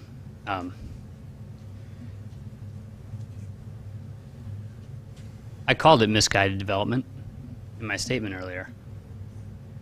I also said that ultimately what ends up being built on the entire 26.5 acre parcel is today left entirely up to chance, to market demand, and to essentially, as long as the developers meet code, the whim of what pencils for them. I believe that the port has conducted sufficient public outreach around the trail portion of this development, and I applaud them for that. I don't believe that the citizens of Washougal have had nearly enough time to fully vet and consider what the commercial portion, whether it's residential, office, or retail portion of this development will look like. So I believe it's misguided today in that we don't have enough information about it, what it will ultimately look like. I believe we should be allowed that time. They're asking us to commit, they're asking the city of Washougal to commit for 15 years to certain parameters. We're not asking them to provide us a comprehensive plan in return for what they plan to do. Seems to me like that's short-sighted. Okay, thank you. Mr. Mayor? Go ahead. I'd like to ask Mr. Taylor a question. Wouldn't it also be true, though, that even if we didn't pass this development agreement, that the developers, the Killian entities can come in and develop the way they want it to anyway right now without this DA? Absolutely, and I said that as well in my statement, that as of today, it is a privately owned piece of property. It has been zoned highway commercial, that really there is no reason to pass the development agreement because anything permitted under those uses can be done. Except we're restricting some of the uses and making it a little bit more upscale special development. Some of the uses are coming off the list. I would challenge the use of the word upscale. I think it's implied that compared to what we have except for the downtown area that your boss is doing. Yes, we are. Yes, we are eliminating some of the permitted uses. At the same time, we're also locking in systems development charge rates at today's rates for the next 10 plus potentially 5 extended years. Which is a concern I had, and I was going to mention that I researched inflation for the last 15 years, just general inflation, and prices have risen about 42% since 1998. And I was wondering if we knew what the experience was for SDC charges and TIF fees were what we were charging back in 1998 as a comparison, or 10 years. If you have any idea. Yeah, no, off the top of my head, I don't have that, but TIF rates usually don't, they're a function of the capital facility plan, and it's not necessarily looking at inflation. So as we look at new capital facility plans, they probably will go up. Other questions for Adam? Dave? If I may. I'm going to disagree with you on the subject of leaving the decision on what gets built to market demand. I think that's an excellent idea. And I understand you're concerned about a master plan. I'm concerned about development standards, but I'm less concerned about some sort of a master plan. I'd much rather leave things to the market than try to figure it out for the market, because government doesn't do that well.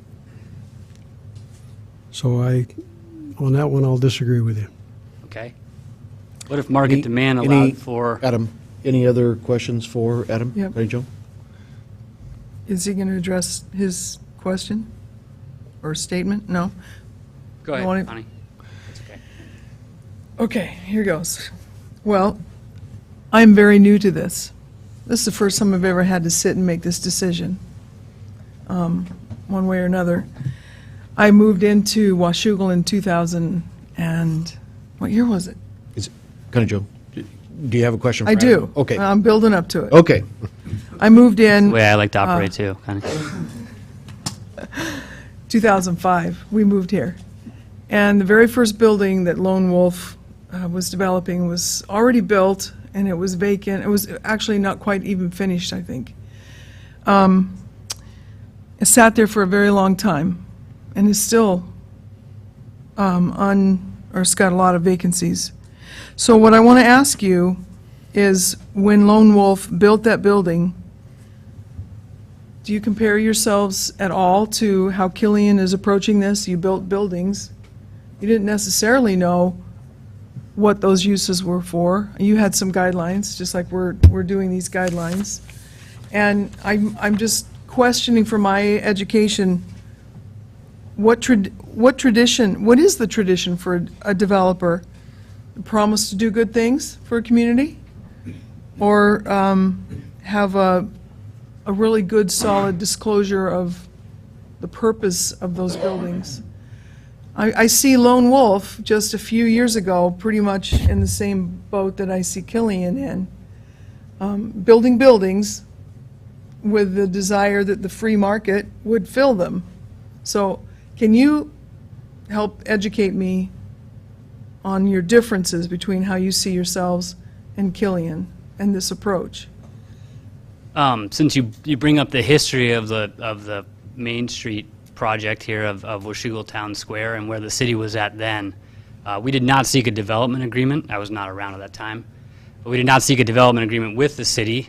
At the same time, the city, to my understanding, passed a resolution stating that no lands outside of the town center core would be rezoned for development because the focus was going to be on developing new business in a walkable, livable city center.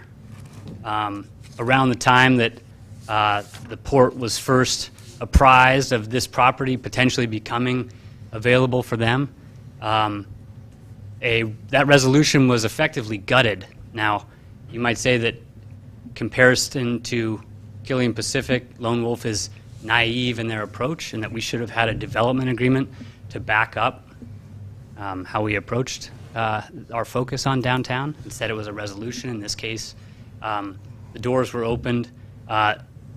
Lands outside of downtown were allowed to be rezoned, and this property was one of the first ones that was allowed that highway commercial designation as a result. So this is 4 years in the works. Again, I don't mean to discredit the work that's gone into it on behalf of the council, or excuse me, on behalf of the city staff and the port officials. This development agreement is essentially the final blow. Lone Wolf has been mostly quiet to this point. We'd like to encourage people to just take a step back, realize that there really is no rush. The developer in the last city council meeting we had here in the workshop, when asked specifically, when do you expect to have a plan, said not for 2 to 5 years. So the way that that works, my understanding is that they're going to go out and find the tenants to make the project viable, at which point they'll begin construction. That's very different than the way that we approach building. If they don't have a plan for 2 to 5 years, I think we can take more than 2 weeks to approve the agreement. Thanks for answering my question. I want to make sure and clarify, this has not been underway for 2 weeks. It is not being approved in a 2-week process. This process started back in 2011. There were, Dave, in 2011, 3 different public meetings in your outreach on the integrated? 2? Okay.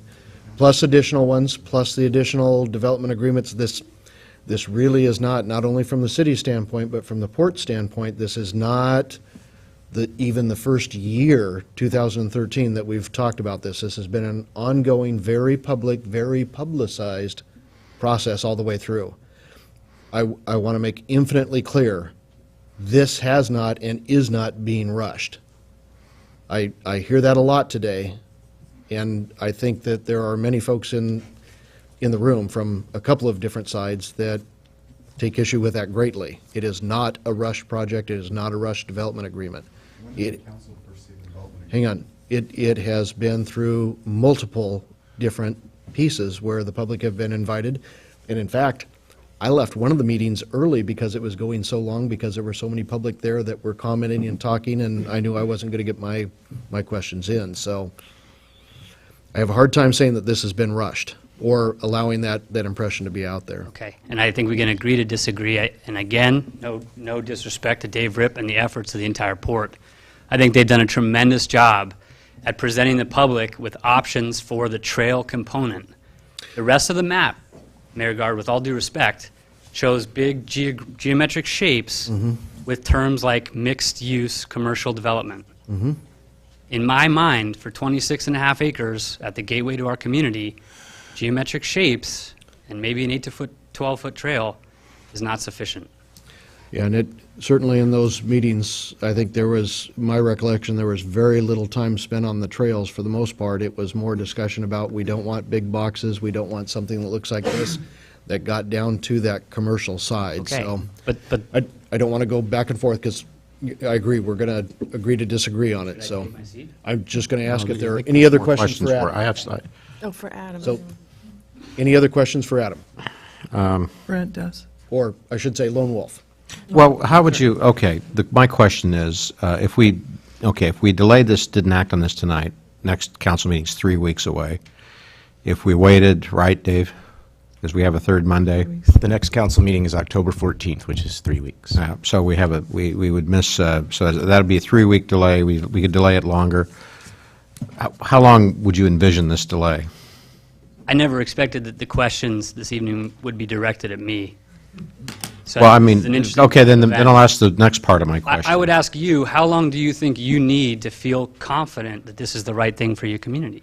Well, because the plan isn't very precise by design, and sometimes that's the way these developments have to work. You have to find out what you can get, and then you fit this into the arrangement. You don't define it. I've worked on, as we talked about this afternoon in the meeting we disclosed, I probably worked on, I don't know, somewhere between 25 and 50 development agreements, and they're all a little different, and in many cases, you're not able to define what you're going to do, and it's just not possible until you get someone on the line and ready to go, and then but you need a development. It's a chicken and egg problem. And this is, I think this is a predicate step for them to be able to go out and secure the type of development that we're going to need in this location. So I don't know what good, waiting 2 or 3 months to work on this some more is going to do. I mean, are they going to go out and find some in the next 2 or 3 months that they can come in and then do a master plan? Sometimes it works that way. Sometimes they do have someone ready to go. And you do a development agreement based upon a tenant and some other or groups of tenants, but often not, and that appears to be the case here. I'm going to agree with Lone Wolf on this. Personally, I think that the non-residential development on waterfront property is an atrocity. I support this highway commercial development on that waterfront property because Washougal needs the economic development. And I think it's more about what Washougal needs than anything else. So I'm going to support this project. I've got concerns about it. There are aspects of it I don't like. I'm aware of your concerns, but I will support it on the basis that we need the economic development here in Washougal. Thank you. I have no more questions for Okay. Lone Wolf. Okay. But I do have questions still. So may I? You have a question for? Hold that thought for a moment. I don't have a question. Any for Adam. any other items for Adam? Okay, letting you off the house. Thank you. Thanks, Adam. Jennifer. Yes. Okay. I came in this evening with some concerns from citizens that have been voiced this evening. I've heard concerns about the length of the development agreement, the 15-year length.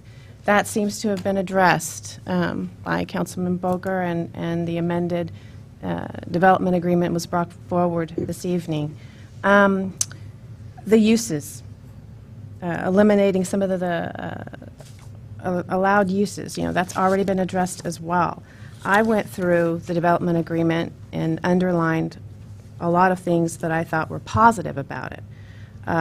Essentially, they're saying this is a unique opportunity to create a gateway into the city, and that development of the property should establish a sense of place. I mean, there's wording like that throughout the development agreement. We have known that the development agreement was coming forth for quite some time. This really isn't a new and recent occurrence. The discussions have been happening. We've all been made aware of it. And, through our dealings with our port commissioners and our executive director at the port, we've all known that this was going to come to fruition one of these days, and we would see a development agreement. And now it's here before us. What I haven't heard is a lot of people coming to me telling me, don't do it, step back. This is all new to me. Having citizens and Lone Wolf, waiting to come to talk to me about this, because I've known that there's going to be development on the Hambleton piece of property for quite a while. So, I do appreciate the fact that we have a lot of downtown business owners here this evening, many of whom I know and patronize their businesses, and I live downtown. I am always downtown, every day. I'm downtown because that's where my home is, and I absolutely do support downtown. I have been watching and waiting and looking forward to what is finally happening downtown. It's exciting to me, and my friends and I meet in the restaurants, and we enjoy visiting downtown, and I don't want anything to jeopardize that. However, I have to tell you, I'm going to concur with Councilman Shoemaker, Councilman Boger, some of my other council member colleagues. This is private property. A deal was brokered, monies were paid to the property owners to develop this property, and I have a personal guarantee from Mr. Killian that he is vested in this community. His children, he raised his children between Camas and Washougal, and I feel very comfortable moving forward with this tonight. Connie Jo? I have to say that when I ran for city council, we were in the middle of a recession, and I'm sure every politician, which I never would consider myself, but would say jobs is a priority. It just is for a politician. You got to bring jobs in, and we've all been anticipating this. And when I heard of Killian, I quickly jumped on the internet and researched who you were and what you've done, and I was very impressed.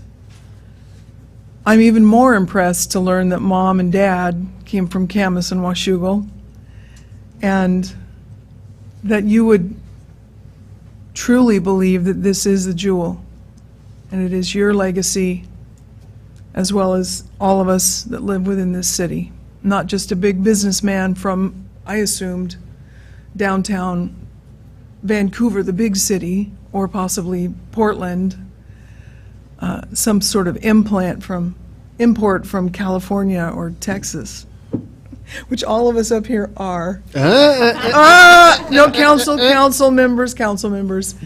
So I do have a lot of questions too. Karen, you're not. My concerns are we looking at big box stores? I said to David Ripp, I want to see something developed with a theme. And he pointed me to the Old Mill District in Bend, Oregon. So I went online and I looked at that. It's beautiful. I have never been down there. I've only been to Bend once, jumped in the Deschutes River and froze and got right back out. So I guess I'm saying this to say, very excited. Is it a leap of faith in you as businessmen and women? I do have one question that's a specific question. What input does the council have after this development agreement is either accepted or rejected? Or let's just say accepted, we go forward. Are we involved at all? It's all up to them and they get to make all the shots, all the decisions? Well, for the most part, we still have to issue permits, but the broader question, the infrastructure is there, the utilities have already been installed. Any additional roadways, that type of stuff that would be there would be on the development themselves, not on the city per se. Mitch, Dave. We'd have site plan review applications. The only thing that would ever come back to you if there was some sort of necessary Variance. modification to the development agreement itself. So if they came up with something weren't happy with, then we're Something that Out of- wasn't in here Right. or allowed in here. right, You can be unhappy with a lot of things, but if it's allowed in here, yeah. it's allowed. Well, let's do it right. Other First questions? time. Yeah, if I might kind of underline that point, does the council review a site plan? No. No, sorry. So this is effectively our one and only chance. To review a development. It's not the public's last chance. Right. Anyone else wanted to get in on, go ahead, Con. I would like to ask David Ripp for the statistics that you have gathered for the public input, from the public input on the Killian project, Out of the meetings? from the meetings. Can you forward those on, Dave? Yeah, I can send all the comments we got through our integrated planning process, and I can forward you all of our, through our online survey for our recreational facility plan. It also talked about the waterfront trail. And I think also we definitely got comments on development of that site as well, so I can pass all that on information to the council. Appreciate it. Other questions? Joyce? I think I'm the only council member that hasn't commented here. I love downtown Washougal. I love what West Hickey and Lone Wolf has done down there. But we need more. And I feel very reassured that what the port is doing with the trails and the development, this will be an asset to our community. And I don't think of it being mutually exclusive, so I will be supporting it. Other questions besides Paul? Brent, Karen? Okay, Paul?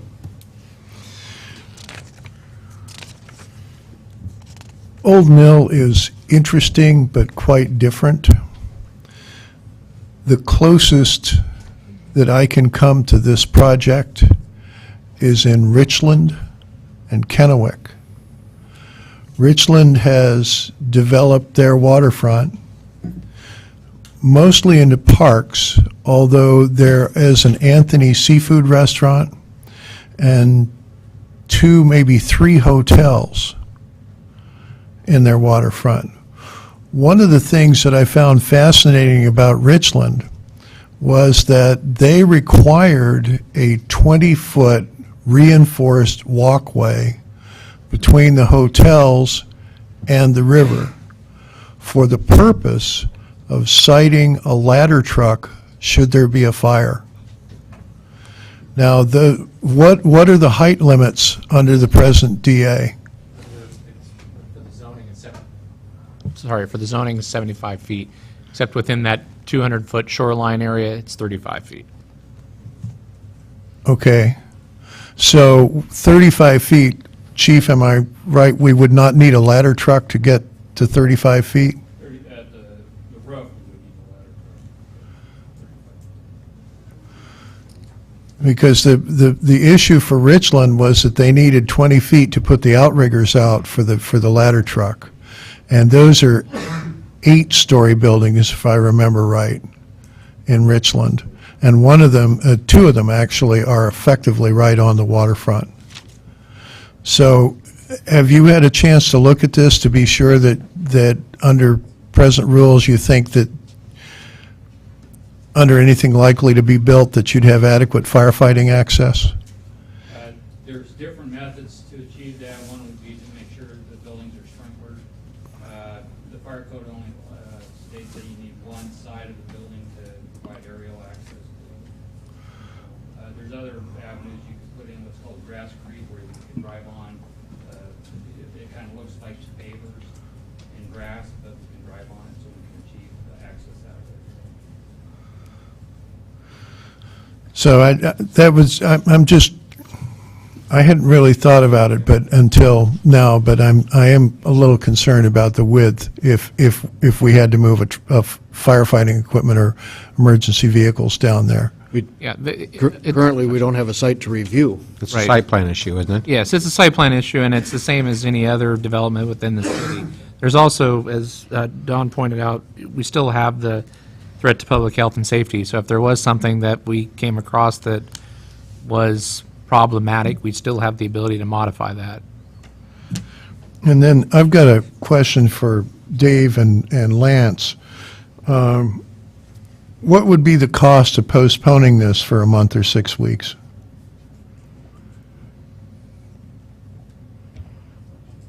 Right now, we're moving forward with our grant proposal for our trail aspect, and we're moving forward with the design, partial design and engineering for that. I mean,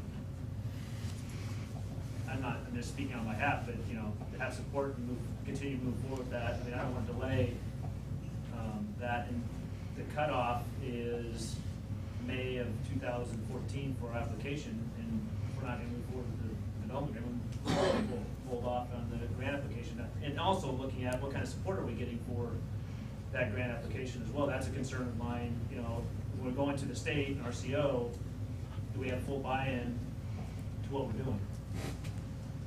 Mm-hmm.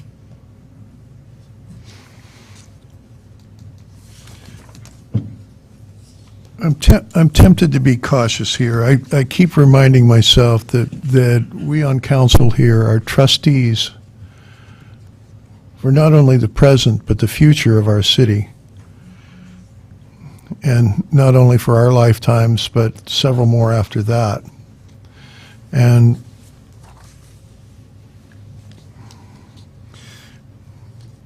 as painful as it is, I'm not sure that we would not be well served by postponing this for a meeting or two, given that, yes, we've been involved in this, and the port has been involved in this, but there aren't a lot of faces in this. I went to most of the port meetings, and there are not a lot of faces in this room that went to those port meetings. And of course, they weren't advertised by the city, they were advertised by the port. So I would admit I'm a bit ambivalent on this, as to whether to postpone it a little while or not. Well, may I ask him a question? What would be accomplished during that postponement? What's your goal for postponing? What are you going to, what function will you perform? It would give people, including ourselves, a little bit more time to acquire information and think about what we're doing. The one thing that really struck me was the phrase, "We get one shot at this." I used to live over by Tannisbourne Mall in Washington County, Oregon, and after it was only about 12 years old when they decided that the thing didn't work anymore and they had to start over. They tore the whole thing down and built a shopping center over there that worked for them on about 3 times as much acreage. And we aren't really going to have the opportunity to do that here. I mean, the city isn't. We have to get it right the first time. So that's all. It just gives us more time to get it right. But isn't this the only part we get to play? Isn't that what we just concluded? The entire agreement. That's just an attachment to the agreement. Karen? I move that we postpone consideration Until? until October 14th, 28th, 14th, 28th. Second. October 28. I've got a motion and a second to postpone this item, the approval of the item, until October 28. Council discussion? All those in favor? Oh, I'm sorry. I needed to ask my fellow council members what their reasoning was for the postponement, if there's something in particular that they need. We have our potential developers here, we have our port members here. Is there something in particular that you have a question about? I just feel like just a lot of people have come forward with a lot of questions, and I feel like I just need to dive more into that. Like, this is the forum where I've run into a lot of citizens that I don't come in contact with. So, yeah, I just have a little hesitation. I want it to be developed. I want it to be amazing. I mean, I'm not against that in any way, shape, or form. I just want to, like I said, just make sure. Any other questions? I see nothing gained by delaying this. Okay. Any other comments? I've got a motion and a second to Dave. delay. Oh, I think that Dave had his hand up. Councilman Schumer. I'm sorry? Just a general comment. At some point in any proposal like this, you have to look at the character of the people proposing it and decide whether or not you can accept them because they're going to hold this land in trust for the public. And what they do with it depends upon the character of the people involved. And having looked at the character of the people involved, I'm satisfied that I can support this. I don't agree with everything they do. I don't agree with everything they've done. But I think the character of the people involved is sufficient for me to trust them to get it right. And I also trust the market. Other discussion? Thank you, Mr. Mayor. You bet. Okay, I've got a motion and a second to postpone any action to October 28. All those in favor? Aye. Opposed? No. Motion does not carry. We do still have a motion on the floor to pass and post the ordinance in the usual manner. Any further discussion on that motion? This is your motion to approve the development agreement? I just, when I, probably 72 hours ago, I would have voted for your motion to postpone, having so much experience with development agreements. I said, well, this has some problems, and I started just going through my checklist that I do when I do development agreements for another unnamed city to the west, and it starts with a V. Further. And I went through it, and I went through my checklist, and I said, well, the things that were missing here that were in other development agreements, there's a good reason for it not to be in here because of just the circumstances of this project. That other city to the west actually has a little bit more leverage in some ways than Washougal does in negotiating an agreement. In comparison to, I guess the closest thing to this is one that actually the Killian entities have done is the Grand Central project, which has been probably the most successful commercial development in Clark County within the last 3 to 5 years, I would say. And I think this is the best hope to show the Killian entities that this is something that, Washougal's behind. And I haven't seen anything to indicate that it will harm the Hickey development, the Lone Wolf developments. And I don't know that the burden is on Killian to show that that's not the case, but they're two different kinds of developments, and I think there might be some synergy generated between the two of them that they'll both mutually benefit.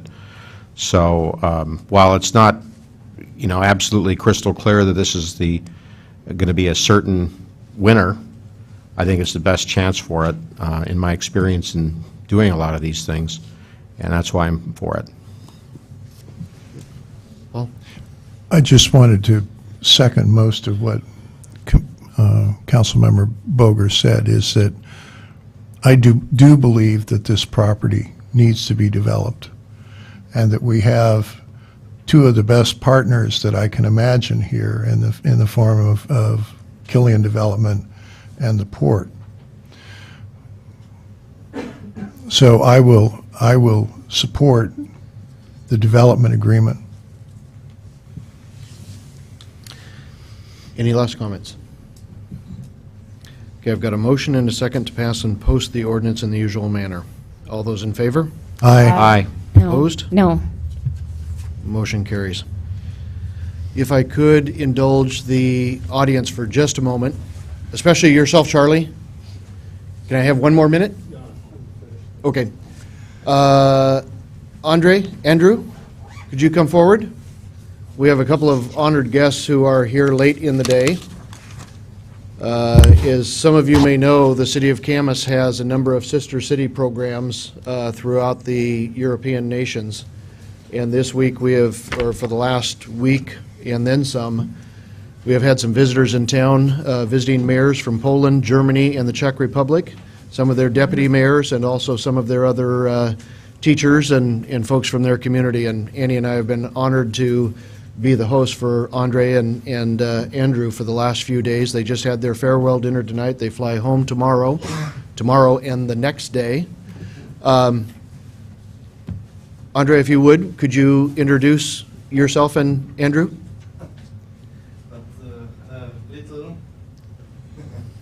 I speak not so good English, but I hope the experience in Washougal was very good. I thanks for your host, and I think the city partners Krapkowice, Zabierzów, Morawica with Camas is very good, and we feel in Washougal we're really city partners. Thanks. Which country you're from? Poland. From Poland, German, and Czech Republic. Thanks. Andre.